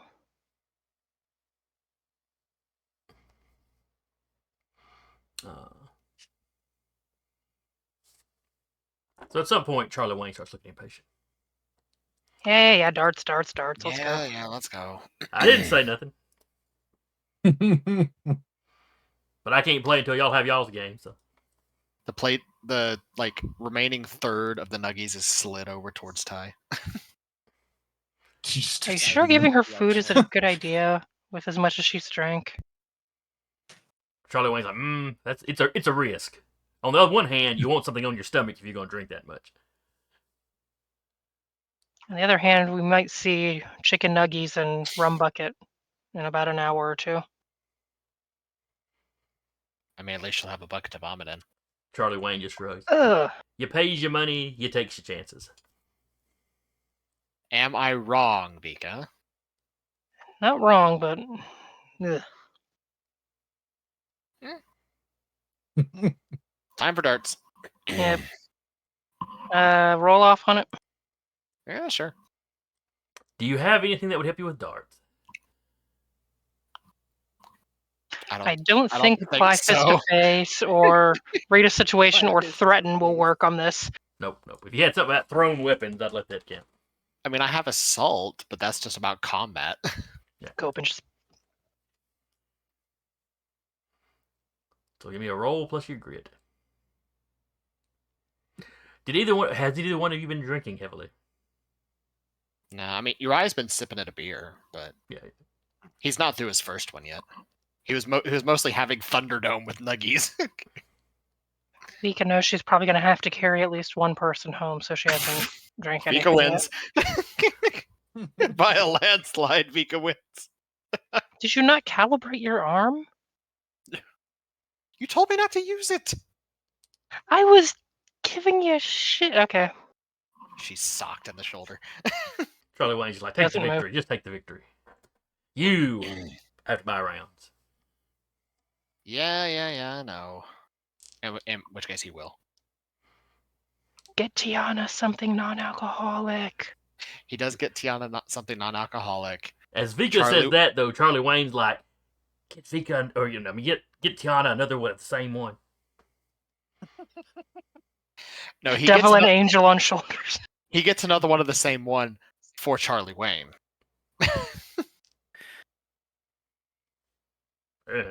He's fine with it. And as Vika and Charlie Wayne are doing the thing, he's back to Nuggy Thunderdome.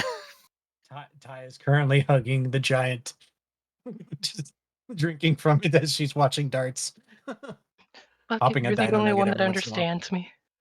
So Rabbit is on one side of Tiana. Hey, maybe you should slow down just a little bit. Or Kokei's on the other side going chug chug chug. She's gonna feel it in the morning. Mhm. Oh, Lord. We're going to end up drunk in front of Jellicoe. So Charlie Wayne gets up there. He's popping his fingers. He's stretching. Let's do this.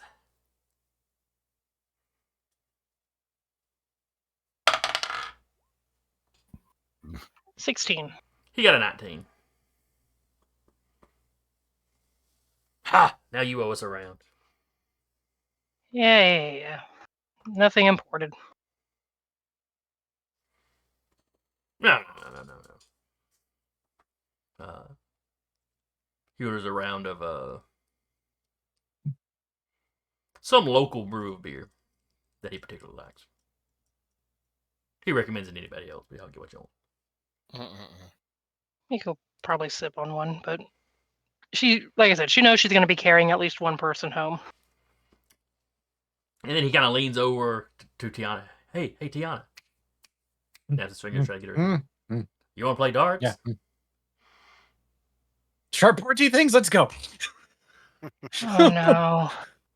And he stands there and just watch, like he's waiting to see what happens when she stands up. Face Stands darts up. accidentally shoots the entire hand up there to the board. Like that, instead of the dart, she launches her hand at it. And like the hand of the dart sticking. Just kind of. Like, technically, that's cheating. Look, Should go over to the darts. not really. She just threw the hand with the dart. That's all. Are you a cop? Because it's a grappling line, not the actual like gadget extendo arm. Exactly. At least if I understood it right. All right, so Tiana, you jump up.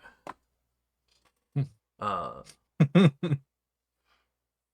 and Freddy would have shown up at some point during the dart games. So Freddy, you show up. Everybody's sitting around. When you get there, Vika and Charlie Wayne are just about to start their dart game. So Uriah's eating nuggets. Everybody else is sitting around, snacking on food. Yeah. You see Tiana with her Ty's small drunk. bucket of booze. Is Tiana obviously not holding Ty's a on? lightweight. She drank half this thing before you got here, so she's probably wasted. And Freddie would probably remember other times she's gone out, she's had water, or other people would buy her drinks. Mm-hmm. Yeah, I go to the bartender and request a special mix. Something Freddy calls wake up juice. What is it a combination of? I mean, if you describe it to the bartender, he'll make it. Yeah. Essentially, it's the sober up shot. I'm making it for Tiana. Gotcha. So anyway, Tiana, you jump up, and the world just tilts. Whoa. Roll me a d20, see if you stay on your feet. Okay. Vika would be watching to reach out and steady. Do I add my grit to this? Add your grit and an advantage for Vika, but this is a difficult roll. Okay. So does that mean I still roll with a 1d6? Roll a 20. You have to just roll a 20. Yeah, difficult. Just Nope. Vika reaches out and Tiana falls the opposite way. Well, no.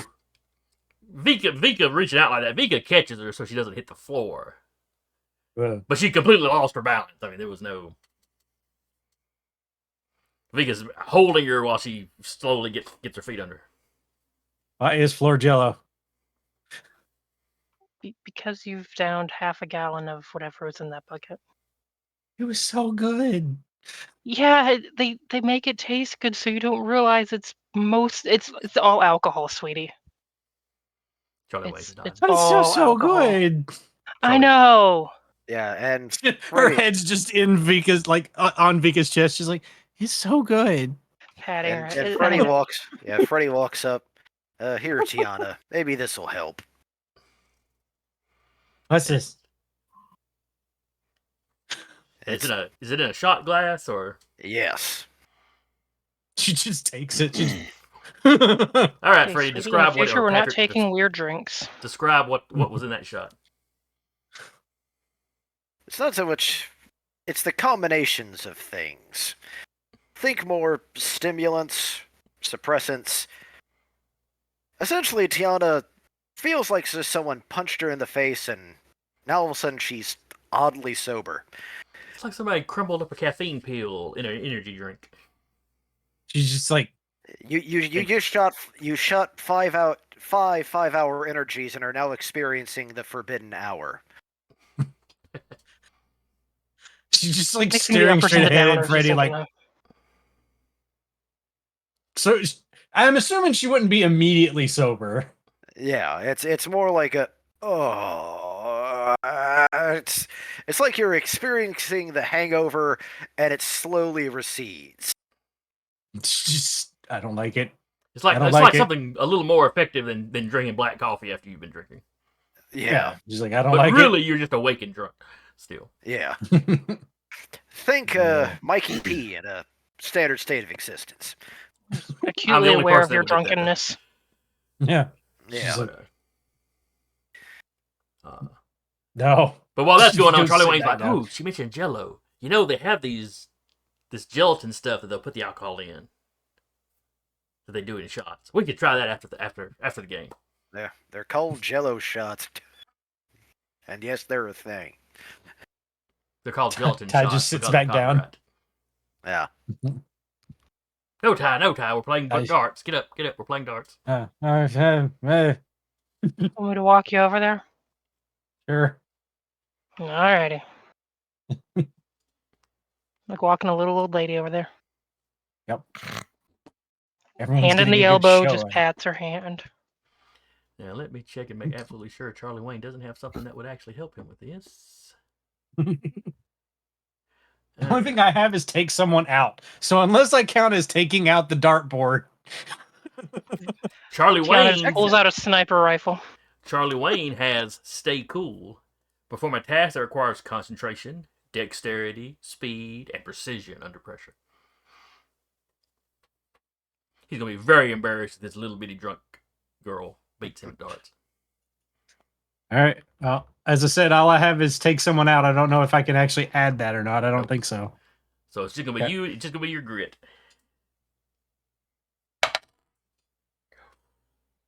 That's not good. Peek is going to try to sabotage. 7. Okay, he Charlie. does. Okay, he does beat you then because he rolled a 5 on the dice, plus 2 for stay cool, plus his grit. So Damn. I say Three. Vika was going to try to sabotage. No. all right, I'll give Charlie a disadvantage for that. How do you try to? You just gonna bump his elbow or something? No, just waiting until he's like very No. concentrated, very focused, about to Vika- throw. Vika does the completely platonic slap on the ass.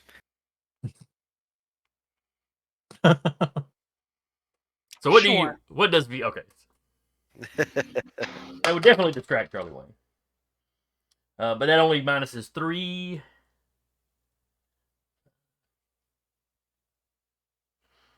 So that becomes.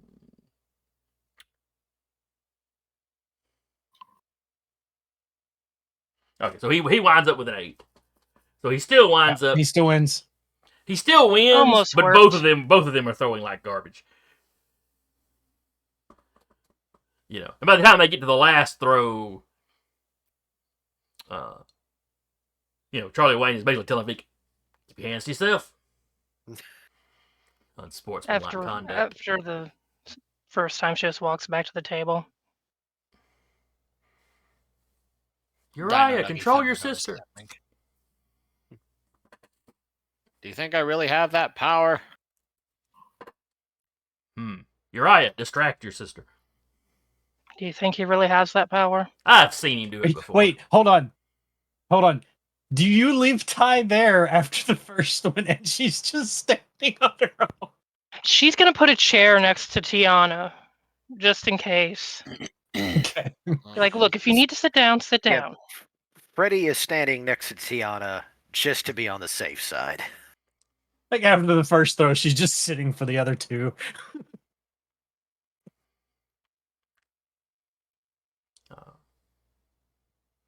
So anyway, Charlie Wayne declares himself darts champion of the evening.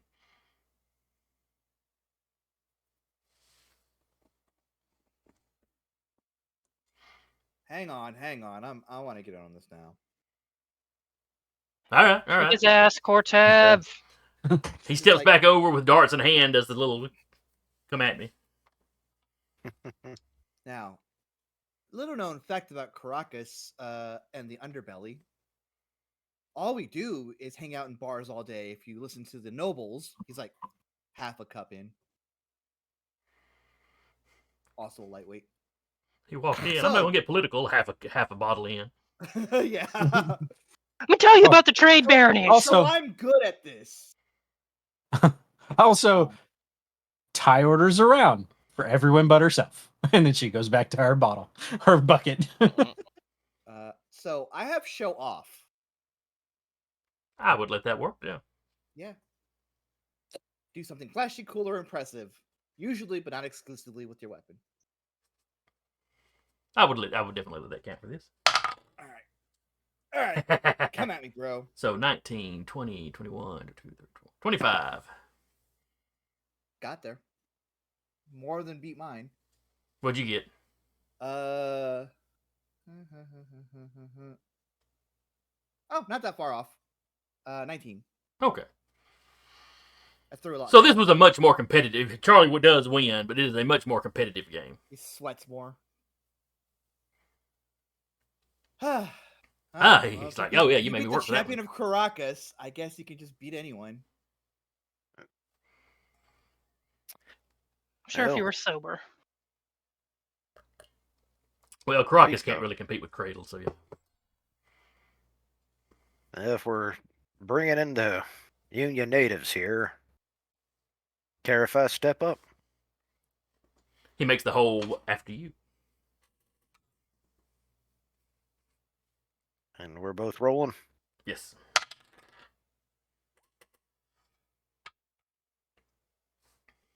$25. He only got a 12. The hell'd you roll? Well, I got my grit plus stay cool. Gotcha. Yep. We had established that stay cool would work, so yep. Yep. And Charlie rolled a 6 on the d20, so you know.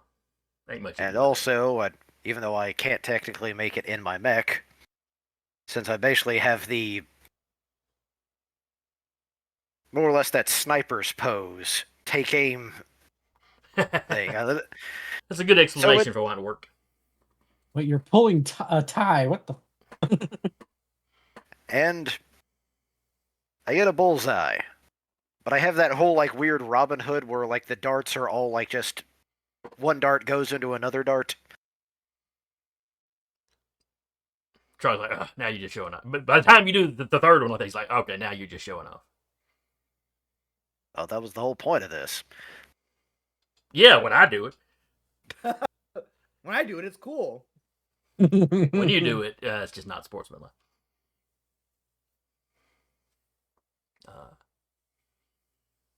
So how late do y'all drink? Because, you know, it was afternoon. You know, it was early afternoon when y'all rolled in here. Cortez pacing himself after that little outburst, and like he actually fell on his face. Not literally. Guy has like, fallen in the asleep darkness. with face on table. How much of the bucket is left? Maybe about that much. It's Cortez all gets a ice and pillow. cherries. Yeah, Cortez she's gets just a pillow face down on the table. on the face. Kokei's hologram is like standing next to the bucket.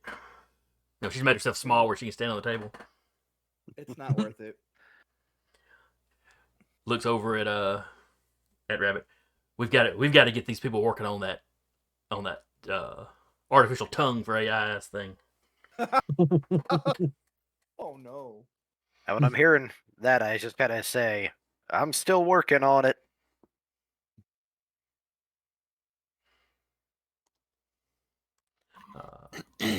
Didn't Uriah like Essentially, them- he basically let them more or less ride his taste buds. Okay, yeah. But they needed like an Say it like extra that. side of things. Damn it, Jason. It's just on my second monitor now. I always look for the most disturbing ones I can find.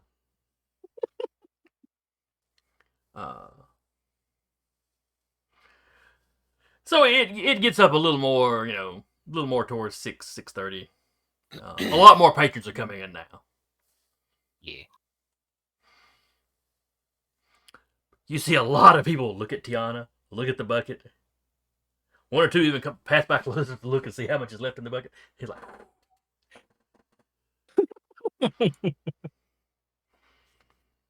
Freddy has a mason jar. You don't know where that came from. he's got the design in his little pouch. He just prints one when he needs it. Depending on how many hours Ty may or may not be awake.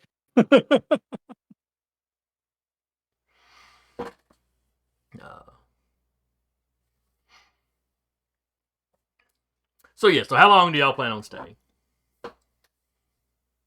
Do we know if we have to be somewhere early in the morning? No, not super early in the morning. You've kind of got tomorrow morning to yourself, and then there's like some standard training kind of stuff you have to do. You know, there's a certain level of physical fitness you'll have to keep. Uriah's gonna stay until he's can't, or he's drug out. Yeah. Vika will stay to either carry or drag people. Okay. Charlie Wayne obviously is not going to leave before the rest of you do. Obviously. You know, he's got to show that he can hold his liquor as well or better than anybody. Though he doesn't try to one-up Tiana's bucket. I don't think anyone's going to want up Ty's bucket. Well, I mean, he's got a bucket. Uriah bought him a bucket. Oh, well, he's not going to let it go to waste.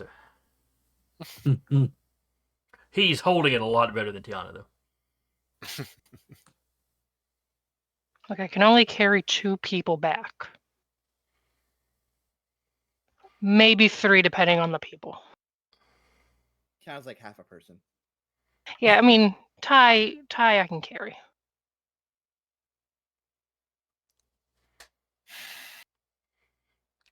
Charlie's like, Ty, you can stuff in your pocket. This should be fine.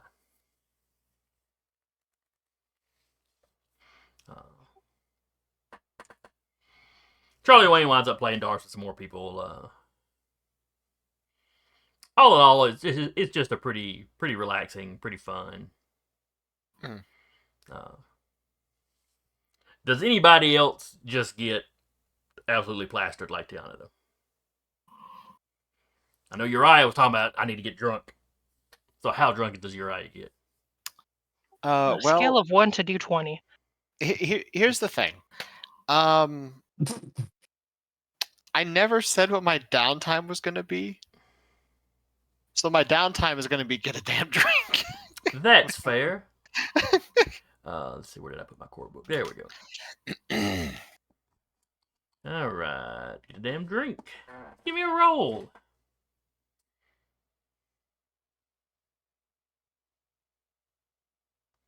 I forget, is grit included? I think so. I think Yes. it's included. Yes, it is. Yes. Okay. Yes, it was. Yeah, absolutely nothing about this is gonna. Okay, so it's just okay. Just 1 roll to a 20. 4. 20 is you gain 2 reserves. I assume from the list of, let's see. Yeah, good reputation, a friend or connection, useful item or piece of information, or convenient opportunity. Huh. So you get 2 of those.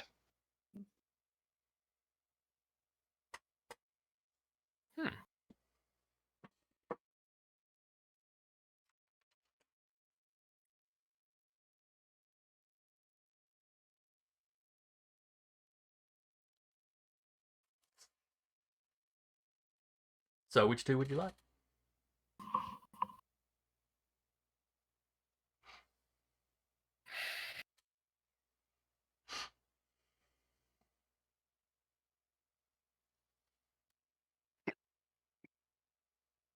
Can make friends with the bartender. I'm considering. I think their reputation's already fairly good for the league. Yeah, it's fair. So Befriend Though drunken Ty. reserve, specifically being reserved, that is something that you can cash in for like an advantage or something at some point. 3, yeah. 5, 6.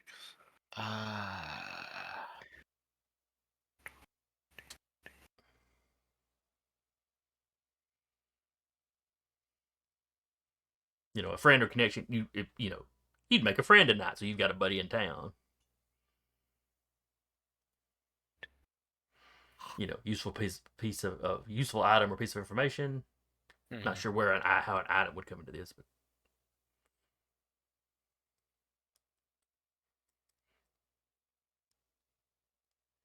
Found somebody's wallet with a high security clearance key card in it.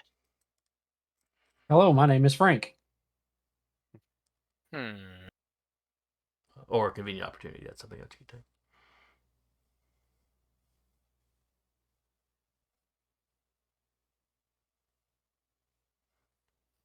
Question. Mm-hmm. Just for the funnies. Would Dr. Rook also come and decide to just relax?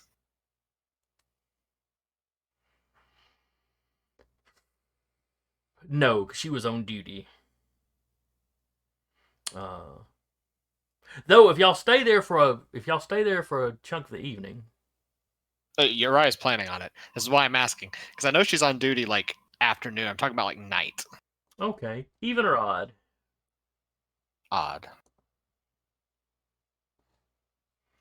It is odd, indeed. Towards the tail end of probably when y'all would be standing there.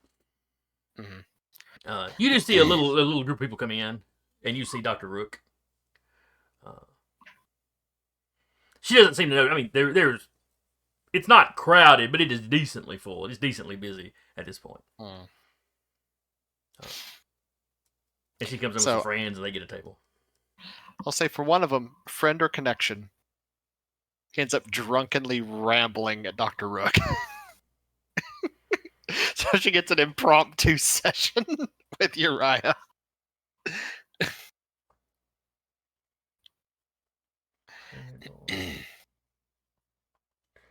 So, friend or connection, Dr. Rook.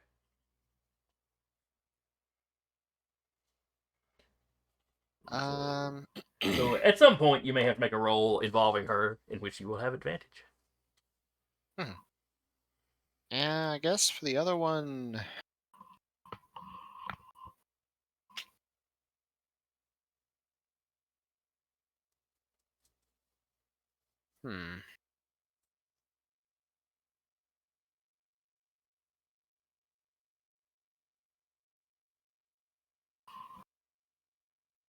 I'm not sure.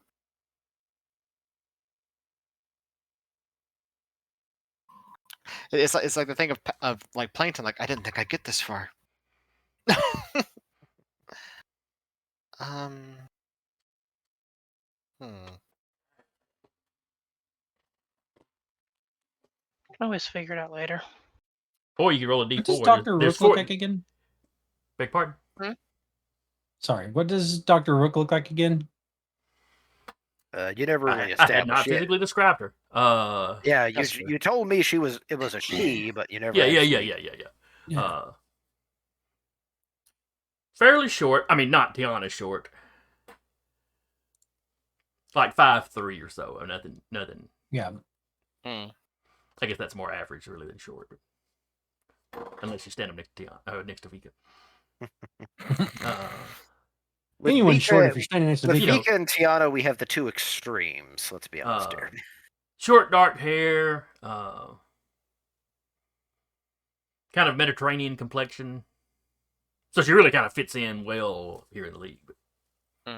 But she's from somewhere. She's not from Cradle, but she's from somewhere deeper towards the core of Union. Mm.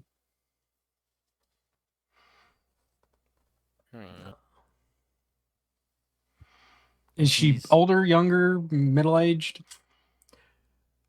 About what age are all of y'all? 30s. I think I for was like- Vika and Uriah. So she's probably in her early 40s. And she's not. You wouldn't So- necessarily call her older, but she is slightly older than y'all. So Freddie's a little older than she is. Got it. No, yeah. If Freddie's noticeably older than everybody else in the group, then yeah.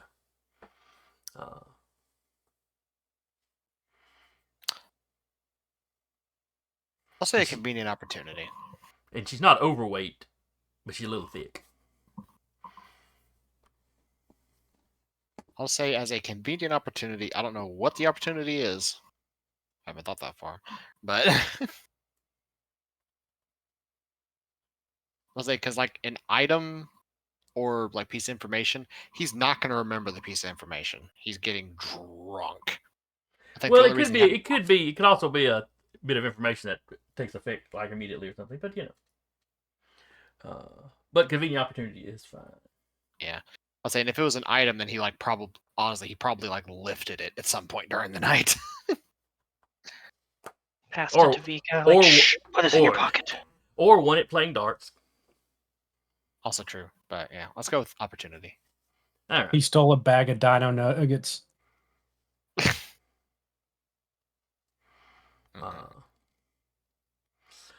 So the first one of y'all that gives up and goes home is Doc. He's been nursing beers. He is not drunk or anything. It's just y'all been here since early afternoon. He's gonna go do something else. He's to head back to base.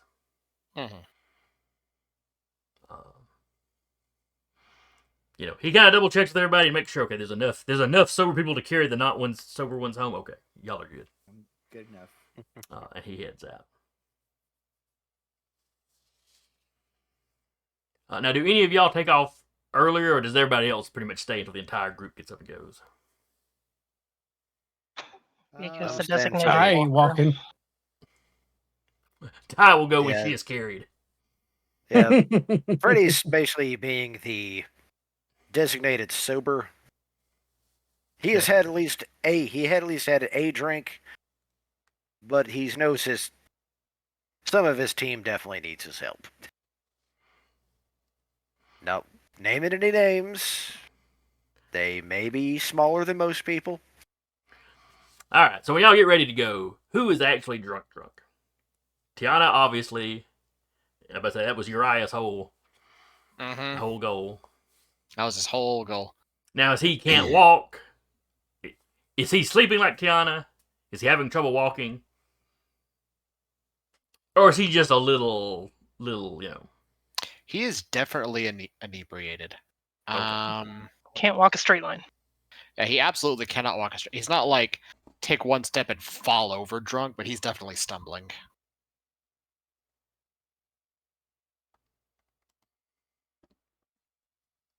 So you need somebody to prop him, more or less. Yeah. So when y'all get ready to leave, Charlie Wayne's like, looking at you, Vicky's like, if you want to be his crutch, I can carry Tiana. I can carry both of them.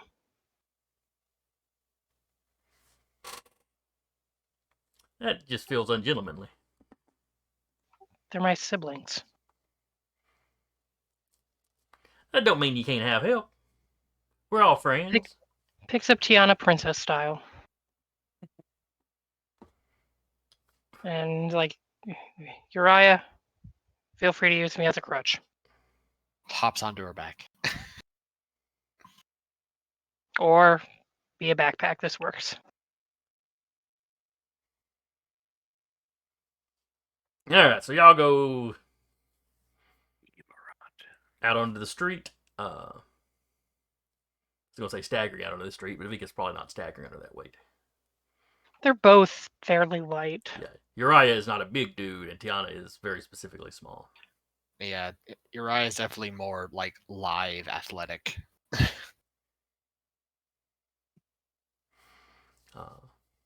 So y'all are walking down to like the bus stop or whatever. She probably hooked Tiana's rum bucket on like her foot to like dangle off the foot. Souvenir rum bucket. Yep, you gotta take a souvenir.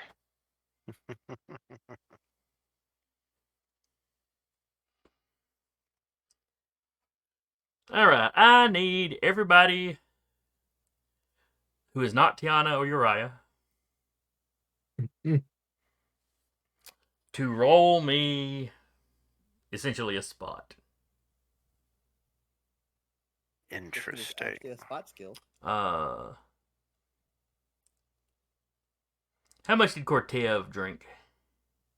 He got a little mouthy, but that's more inhibitions. It's not anything with his cognitive functions. Oh shit! Just roll a 20. All right, so Vika's gone into protective big sister mode. rolls a 28. Freddy rolls a 20. How are y'all this alert after a night of drinking? And what'd you get, Cortev? Nothing. I got. Why do you think Freddy knows how to make wake-up juice? I got like an 11. I technically succeeded, but I got like an 11 between it. The difference between an 11 and a 28. All right. Oh, well, I better roll for Charlie. He rolled a 1 on the dice. And he drank just enough that I'd say he has a disadvantage. Or difficulty. He's in the negative. Stop. No, he rolled a 1 on that dice too, so he's only at a 0.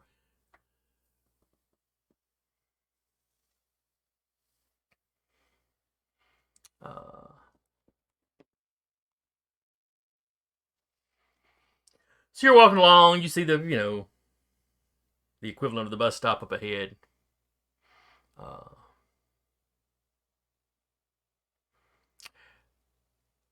And from behind you, you hear... It's not like an engine revving like you'd think, in a modern car, because it's a hover thing. But you can hear the whine of some of these vehicles make. You can hear that kind of pick up as it's clearly gunning it. Like how drone propellers going up and down kind of noise. Mm-hmm. And all of you that made the rolls,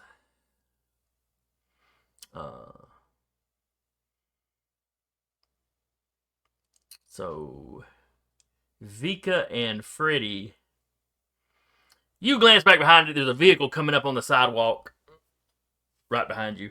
The two of you can get out of the way without making any additional rolls because y'all got crits. So you dive out of the way. Vika, you drag Tiana and Uriah with you.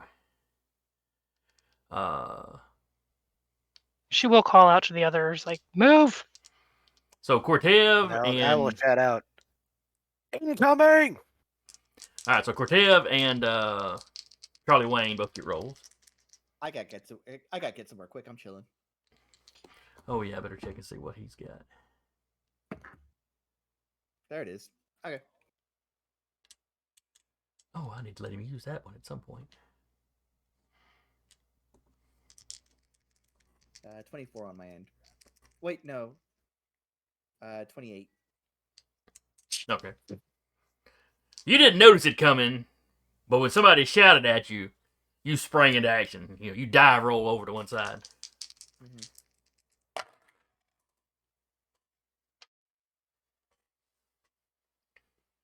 Charlie Wayne, on the other hand, it's kind of like, what? Oh, crap! And he tries to get out of the way. He tries to dive out of the way.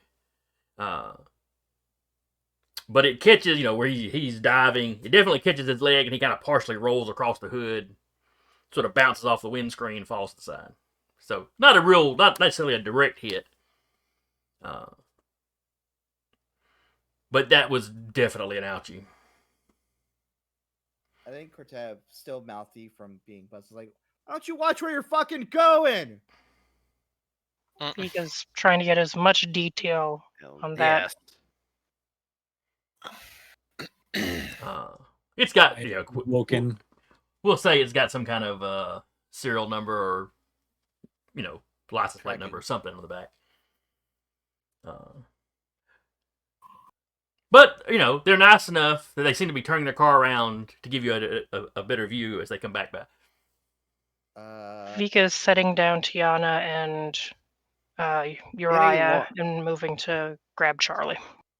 With all the noise, Ty probably would have woken up in a drunken, probably stupor, but... Any Sets her in the large object or...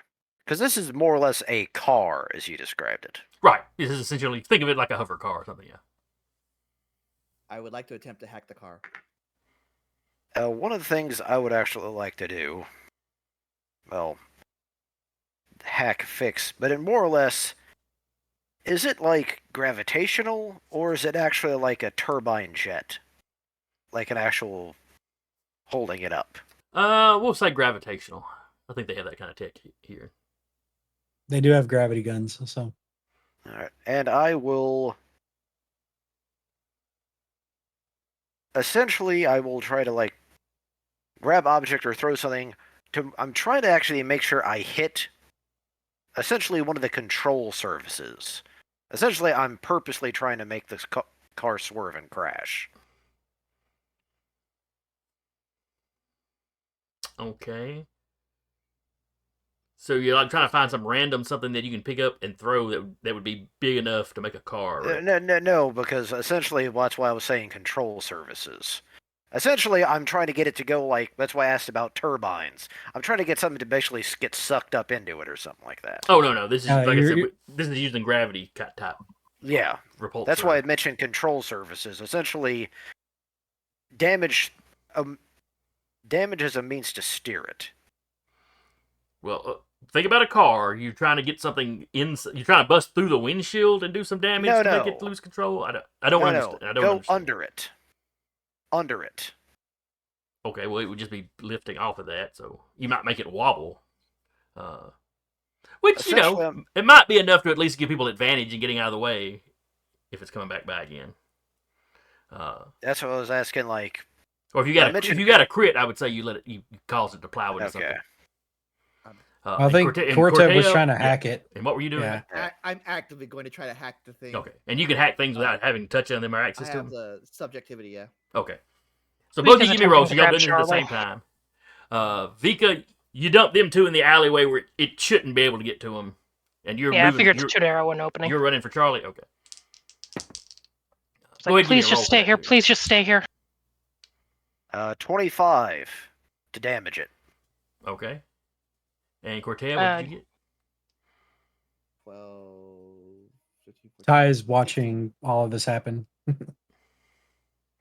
16 on hack fix. Okay. More or less, if to go like your way, if I don't think I was explaining it well. Essentially, whereas throw a monkey wrench at it, I'm literally throwing a wrench at it. Okay. Even if And it then means just going through the what did Vika going get? through the windshield. 22.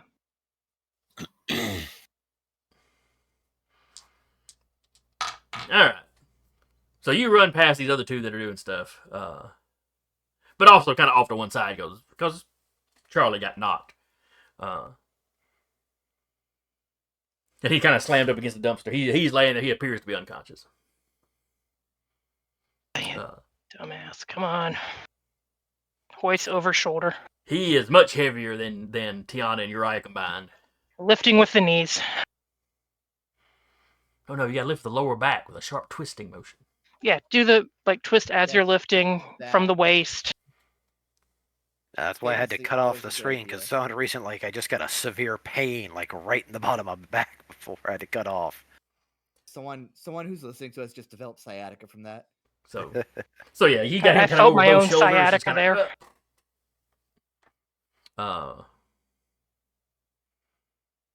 No obvious injuries like bones sticking out or anything, right? One of the legs is twisted a little funny. You don't know Oh, how that's bad gonna it hurt is. when he wakes up. He's got a when he slammed into the thing, there's definitely a scalp wound. Once you've seen enough wounds, you realize that it's just a little flesh wound, but it's on the scalp. so it's Scalps bleeding. bleed like a son of a bitch. Yeah, they do. That's why they. Other people in the street are reacting and diving away. Vika, when you grab him and start running, somebody that was like coming out the door of a shop when this happened, like steps out of the way and is like motioning you inside the shop. She'll duck into the doorway. And there's a commotion, and somebody that works there is talking about, for a first aid kit and runs to the back or whatever. This is not a super, super busy street, but there were people out and about. She'll motion to Uriah and Tiana if the car is good enough distance away to come over this way. Okay. Well, let's get back to what's happened to the car. All right, Freddy. So you grab something that's heavy and metallic and you chunk it. It manages to go through the windshield. You see it kind of smack into the control steering column. Maybe it damaged something. Maybe it hit the guy, or whoever's driving his hand, or whatever. There's definitely a reaction there, and it sort of veers out of control. It ends up crossing the street, plowing into a light pole.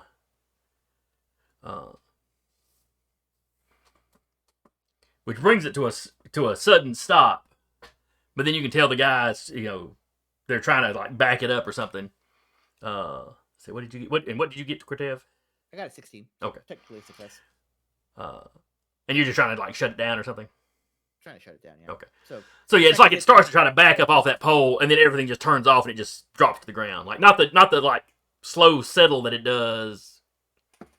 If you were literally sitting there and turned the key off, assuming it had a key, it would still do kind of an automatic. It would lower itself to the ground. Now this is just like you just cut power and it goes thump. Yeah, he just has it like that, and then he goes up to them.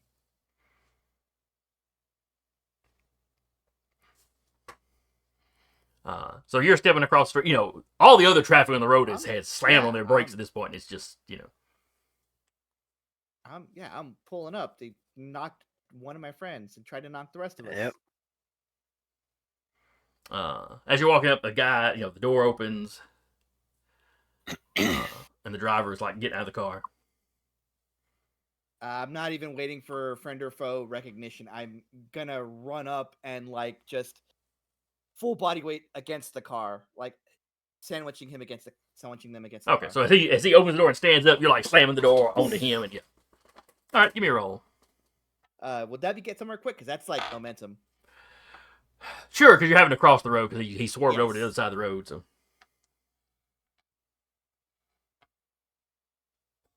Like to give bardic inspiration. Wait, no. It's like field analyst. You haven't made a hostile move. Yeah. Are you Here, sober have enough Fre- to do field analyst? Here's No, 66. I- Go have fun. I do not need it. I guarantee you. That is 18 plus 4 is 22. 22. yeah, so he's getting up. You do that. You slam him back against there. His head, the back of his head hits like the very kind of top edge of the car, Mhm. really hard. He drops something out of his hand. Very clearly a pistol of some kind. Yep. Meanwhile, somebody else is getting out of the passenger side. Freddy, I you see got this one. going down. I was gonna say, Freddy, you got that one. I got this one. Yeah. All right, so you saw the crash. Cortev immediately took off. So, what is Freddy doing? All right. I'm going to the person getting out of the other side. Mm-hmm. I'm going to more or less not really what you'd call sweep the leg, but essentially as he's running up, slide, knock that person onto the ground, and then pin them. Okay. So you're running across the street as this other guy gets out. He's like running around the car. So you're kind of meeting him as he comes around to the side of the car Yeah. Cortev's on. All right, give me a roll. He is clearly armed, but he's also focused on Cortev because Cortev's attacking his buddy. Tact. This guy's unconscious at this point. He's unconscious. That's fair. That's fair. Just roll 20. Just roll. What is it with 28s? That's what, the third 28 we've had out of the last 1, 2, 3, 4, 5 rolls? Yeah. We're all using the Roll dice roll, 20. so it's Roll- legit. Okay, I don't want to hear Yeah, nothing else 20. but the dice roller. When I tell you the dice roller loves you, you know it's true now. Well, mind you, we are out of mech combat right now. Fair. This So is yeah. narrative combat. So yeah, you run up, sweep the leg, he goes down, you immediately, are like grabbing his wrists and bending his arms up, behind his back. He also dropped a pistol when you did all this. I will collect both pistols, but I will have one drawn at them as they're like groggy or whatever, waiting for Freddy, assuming he has his weird 3D printer to make handcuffs. Considering that's something that it's just pilot gear, it's just kind of things I just kind of have. Yeah. So yeah. Well, y'all are not walking around in like your armored pilot suits or packing Not Yeah. wearing a weapons. suit everywhere, yeah. But Freddy strikes me as the type that he might carry the little satchel thing that his printer. Yeah, it's just like it's one of the guys that just has his toolbox always. You don't really know Oh, why. God, I don't like that person.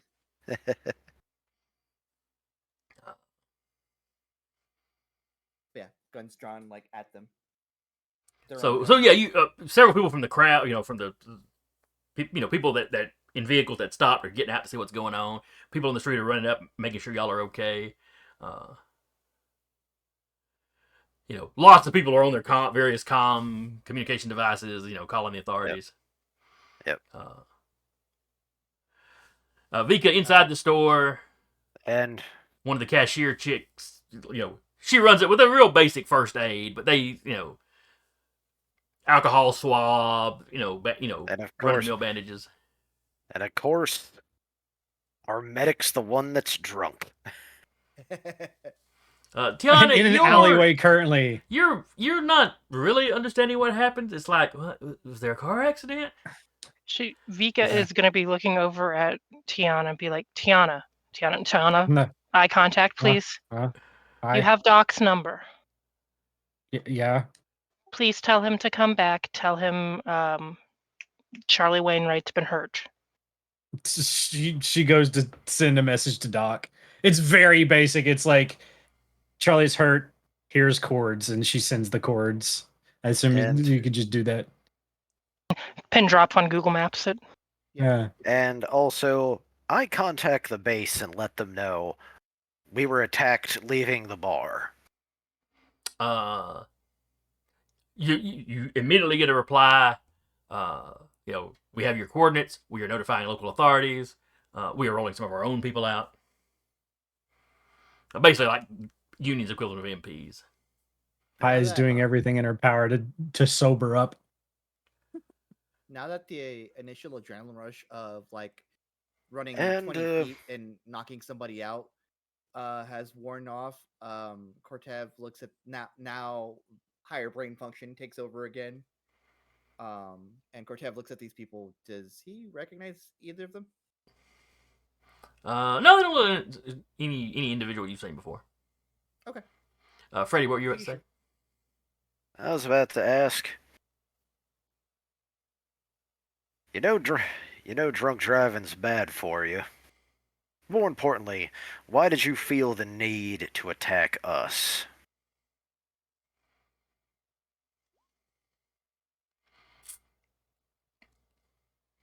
He looks over his No, it's shoulder at you. It's a And 28, but not a 20.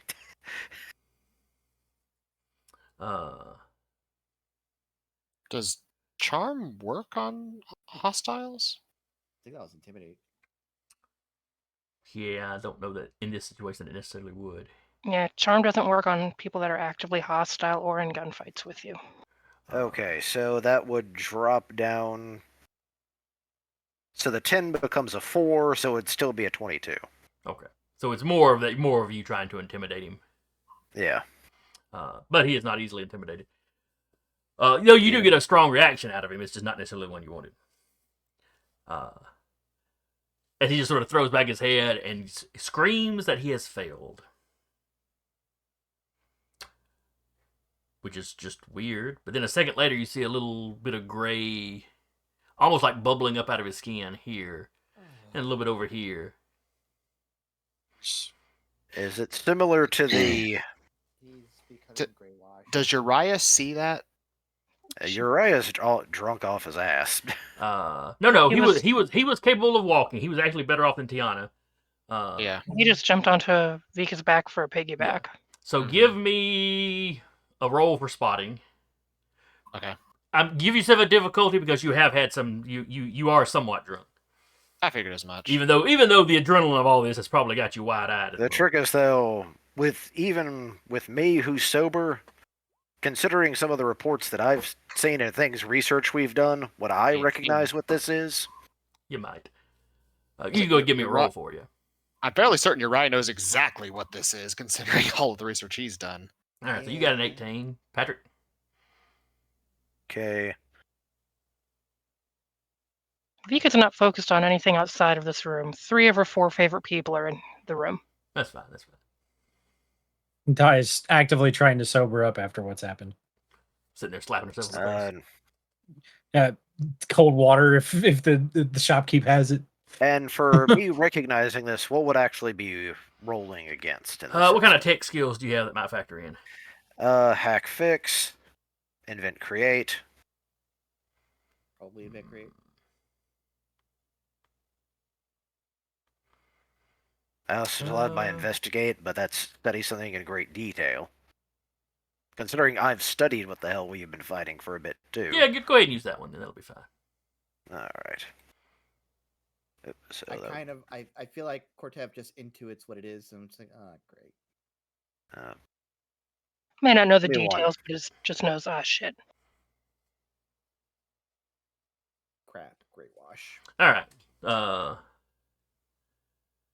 So yes, you both realize that's probably some sort of nanite something. This guy's probably Grey Gooing. Cool. And when that happens, I actually jump off them and I actually say, "Get back!" Uriah, considering all of the research he's done, has connected to stuff like this before and controlled function with it, he's going to mentally use his subjectivity sync and try to arrest the Grey Gooing process and stop it from happening. When you reach out and touch the stuff, or mentally, electronic, however you do this, Mhm. I guess it's paracausally. Yeah. Something pushes you out. Like, it's not even a struggle. It's just you go and something goes.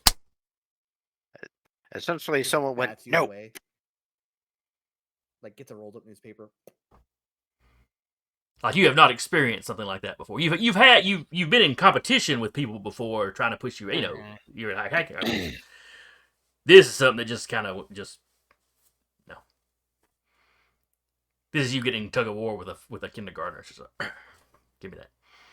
It's like, talk Well, to except the you're the hand. kindergartner in this equation.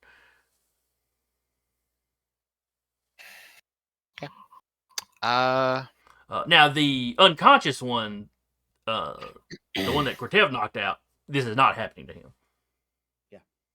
Because I immediately kind of make that connection because he said he failed. Mm-hmm. This is their equivalent of a suicide pill. So yeah. Anyway, you got a crit there, Freddy. So yeah, you leap off before any of it gets on you. It kind of bubbles over him, and the crowd is freaking out when they see this. And it takes out, like, some of the road is affected. The very, he was coming around the car, so y'all are right next to the car, so the very edge of the car there gets affected a little bit. But it doesn't just keep spreading. It's like you have kind of this bubbles up, and then it kind of goes away. It's the whole xenomorph acid kind of thing. Sort of. If you read up on like nanotechnology, they talk about if the stuff went wild, it would just kind of gray goo everything. Yeah, It's I like it breaks understand. everything. I've studied it. Yes. Okay. So that's what it's done. It just breaks everything in this area down to kind of their base components. So there's like no trace of like the biological remains. Commander Jellicoe will get a message from Uriah. It's very simple. I warned you.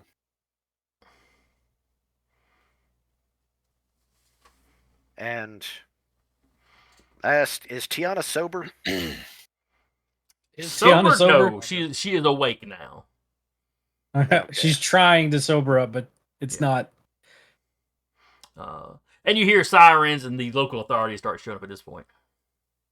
I asked Tiana, do you have any sedatives? Try to remember. Do you have any sedatives in your patch? The only thing that you'll get a message back saying I have patch and I have correctives, and she always has that on her in her little medical. Neither her one medical of those are rabbit. going to sedative. Because we're gonna need to want to keep this one unconscious. Uriah will get up. I fucking warned him. He'll walk over, pull out an injector, and just stab the man in the chest with it and just inject him with it. All right, what are you injecting with? Freeze. All right, what does freeze do? It says keep the pilot calm and emotionally stable, deaden fear and other strong reactions. So basically a sedative, so to speak. But okay. He won't have a stronger emotional response to anything. Yeah. Strong emotional There's response, three like, options. Keep a pilot awake and alert for up to 30 hours. The one I just said. And then heighten senses and alertness, reduce fatigue and shorten reaction times, but can occasionally provoke rage. And Ty would have offered her medical pouch to Vika.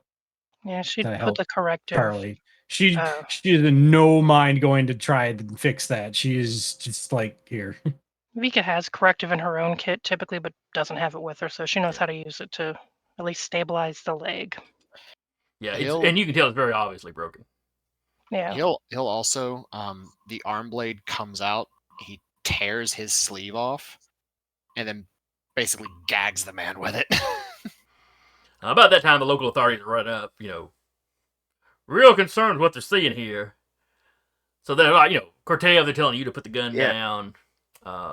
Freddy would've been will down run before, yeah. interference and kind of give them the direct rundown of what occurred. Give me a charm roll. And I will. You know, to see how quickly you can defuse the situation. Jesus Christ. Because this is basically the cops just showing up on this scene, so they have no idea what's actually been going on. He That's a likes us 20. tonight. Okay, you immediately step forward, start rattling off, what happened. You're probably like, this happened. Oh, yeah, Cortez put the gun down. Yeah. The gun would have already been down as soon as he heard sirens. Charlie, put your pants back on. Charlie's unconscious. I will while still keeping an eye on Uriah and the unconscious guy. I will say back to the authorities, this is paracausal. I don't think any of you are equipped to deal with this right now. I'm probably the most equipped to deal with this. So Freddy translates that into something a little more palatable for them. Yes. Yeah. But yeah, I mean, you break down what has happened, and you've got several people in the now a decently large crowd.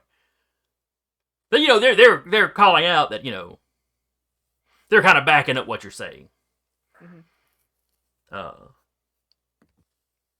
And they quickly identify who you are.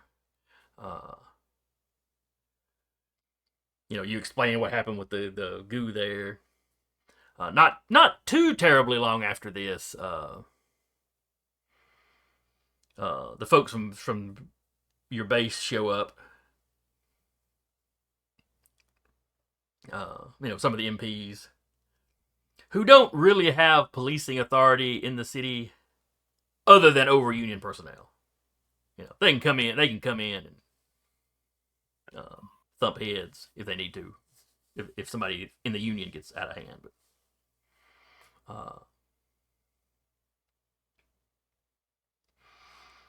So the local authorities take the guy in. They leave him gagged. They've. I fully explain exactly what happened and what happened to his compatriot. More than likely, he is equipped with something similar. So yeah, they're gonna take him in. They're going to, they've already called ahead. There'll be doctors there to basically try to keep this guy under. And they'll examine him, try to see, if he's got some sort of tech in him, can they neutralize it, that sort of thing. And also, any ID, even if it's fake, it gives us something to start with. Because if it's fake, you can track back to where it was produced. Yeah, and by the time this is all getting wrapped up, there's a lieutenant on, or the equivalent of like a police lieutenant on hand. He's like, yes, we will give a full report, to your commander, who undoubtedly will share it with you. If we can Before find out they who these people are, leave, any of that. Uriah will speak up. Is like, leave no one with him alone.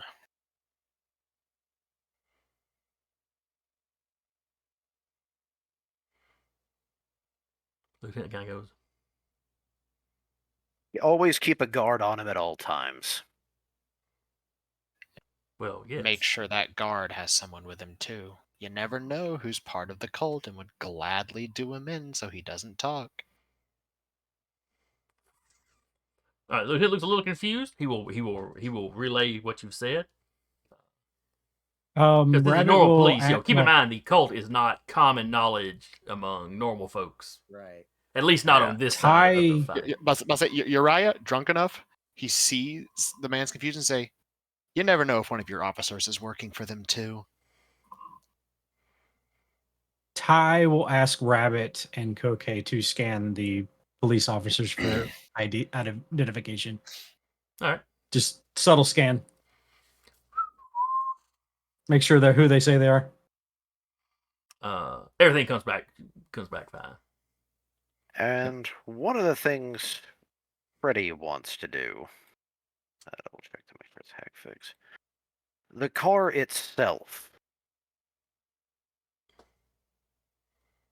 tracking data, or more or less its GPS data? Are they gonna be letting us poke around this? I was much about on to say the stuff? police are not going to let you go in there and start poking around. But I can still request it, correct? Yes, you can absolutely request it. And the lieutenant reiterates again, we will send. Yeah, all of that will be in the full report that we will send your commander. Since it was Union people attack, obviously we will share all the information with them.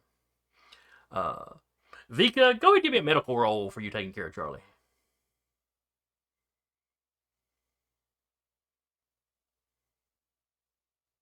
I would say, could I give her time? accuracy like talking, but I don't think that would work with Ty right now. No, not right now. I mean, I did take patch in the last one because I'm like, somebody else needs medic stuff, so. Oh, hey, you got patch at work because this is first aid you're doing. It's like you're not doing surgery in this one little shop. 16. Okay. Yeah, you set the leg. It's clearly broken, but the bone isn't sticking out or anything. You're pretty sure he's concussed. But it doesn't seem to be anything just immediately life-threatening. And of course, when the authorities show up, the emergency services shows up with that. And they cart him off to the hospital.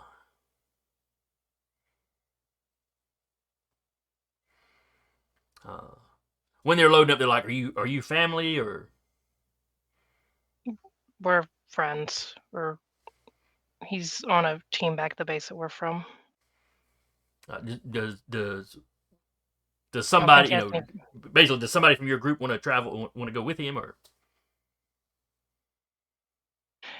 Looks over at Tiana. Did I get a message back from Doc? Yeah, did Doc ever show up? Oh, yeah. You would have, Yeah.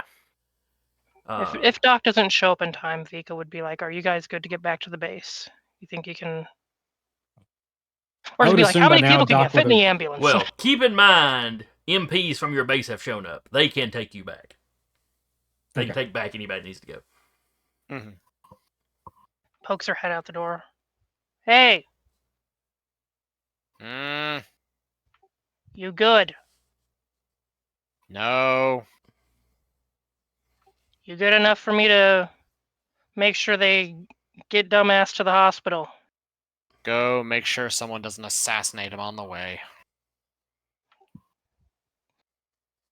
Gives him a look like we are talking about this later, and she'll ride along if Doc doesn't make it back in time. Okay. The message from Doc is basically he's on the equivalent of a bus. He can't just turn around and come back. Okay. As soon as they get there, he can hop in and come back. But well, Ty updates him as to what's happening.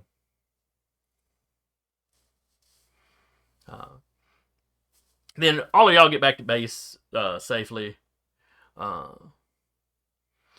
Vika, you're at the hospital 45 minutes, maybe an hour, when Doc and hang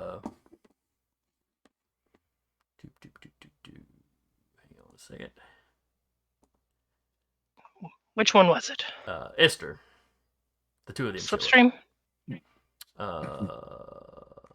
Hellstorm. Oh, okay. She would have sent a message to Set too, in case Set wondered why she didn't come back with the others. Actually, Set would have been sending you messages because your heart rate picked up. Yeah, she would have said, I'm fine. And if you can get any video of the area from where you are, which I'm not entirely sure if that would work, go for it, girl. She could probably do it. People might notice. I mean, would Rabbit and Koke have recordings? Because if something happened like that, I would assume they'd immediately start recording. Be like those dash cams that are like... They don't have... Like the initial y'all diving out of the way when it first came through, they weren't recording then. As soon as that happened, yes, they would have started recording. Yeah. So they don't have anything...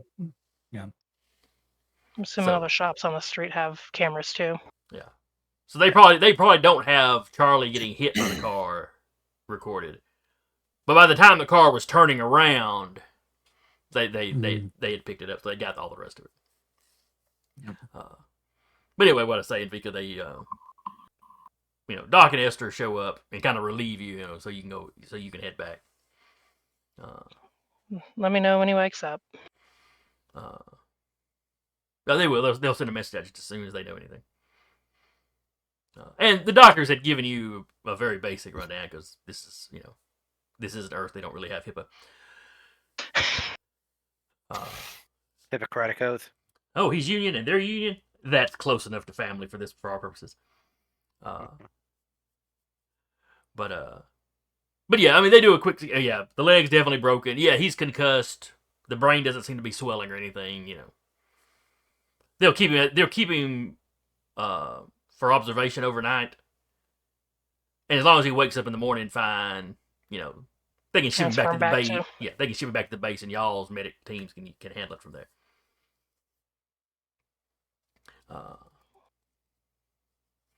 So y'all get back to base. Jellicoe is obviously up. Well, it's not that late now that I think about it because y'all got started so early. Jellicoe was just about to get into his pajamas. Jellicoe was at home relaxing, but he's got the one piece outfit and the little hat. I was thinking very distinguished, like velvet robe or something. So he shows up and gets y'all's initial what happened. He's in like the twin tails, the top hat, cane, and a monocle, but it's all pajama material for some reason. So he doesn't grill y'all because obviously some of you the adrenaline. By the time y'all get home, the adrenaline's wearing off. So yeah, Tiana's getting a little iffy again. But But like from you- Freddy like- and Cortev, he gets some and Uriah's not sober but not shit faced. So yeah, he gets the basic information of what happened from y'all. And yeah, Rabbit and Koke share the video. Oh yeah. And he will share whatever the police send to him, he'll share their report with you. And then Freddy catches your eye, and that thing we were discussing earlier, I think I can get that expedited now. Thank you, sir. So tomorrow morning, and then he kind of looks at Tiana. Tomorrow afternoon. She's still got. Tiana she's got holding like the rum little bucket still? She's holding the rum bucket like this. Like she's trick or and treating. the rabbit's in the other arm, and she's just like, "Thank you." So yeah, tomorrow afternoon, special meeting. I should be able to tell you a whole lot more then. We might even have a mission for you. I don't know. It's just a thought right now. It's gonna be a long night. All of you need to go wash up, get sleep. He looks at Tiana. Drink some water before you go to bed. Thumbs up, just like thumbs up. And he's gotten a report from the hospital. Charlie Wayne should be fine. Glad to hear it. And we will wrap there for the evening as he basically dismisses y'all to go shower into bed. Tie bed. Someone say bet. So anyway, I had fun. I hope y'all enjoyed it. Yeah. I hope Because like you attacked one of my top 4 people outside of this squad, you're dead to me. Well, including the squad. he barely got hurt. Besides, it's a mecha game. Think about old Robotech. You have to have some NPC has to die at some point. Anyway, I hope anybody that came by... That's a hint. Hey, yeah, when episode 32 is titled Pineapple Salad, then we'll know. So anyway, I hope anybody that comes by and watches or watches later, I hope you enjoyed it. And I hope you'll come back next week. Same time, same channel, all that jazz. Again, I was your storyteller for the evening, Jason. And with me was Vika, played by Sarah. Freddy, played by Patrick. Uriah, played by Eric. Cortev, played by Jeremy. And Tiana, played by Carr. And we will see y'all next time. Good night, everybody.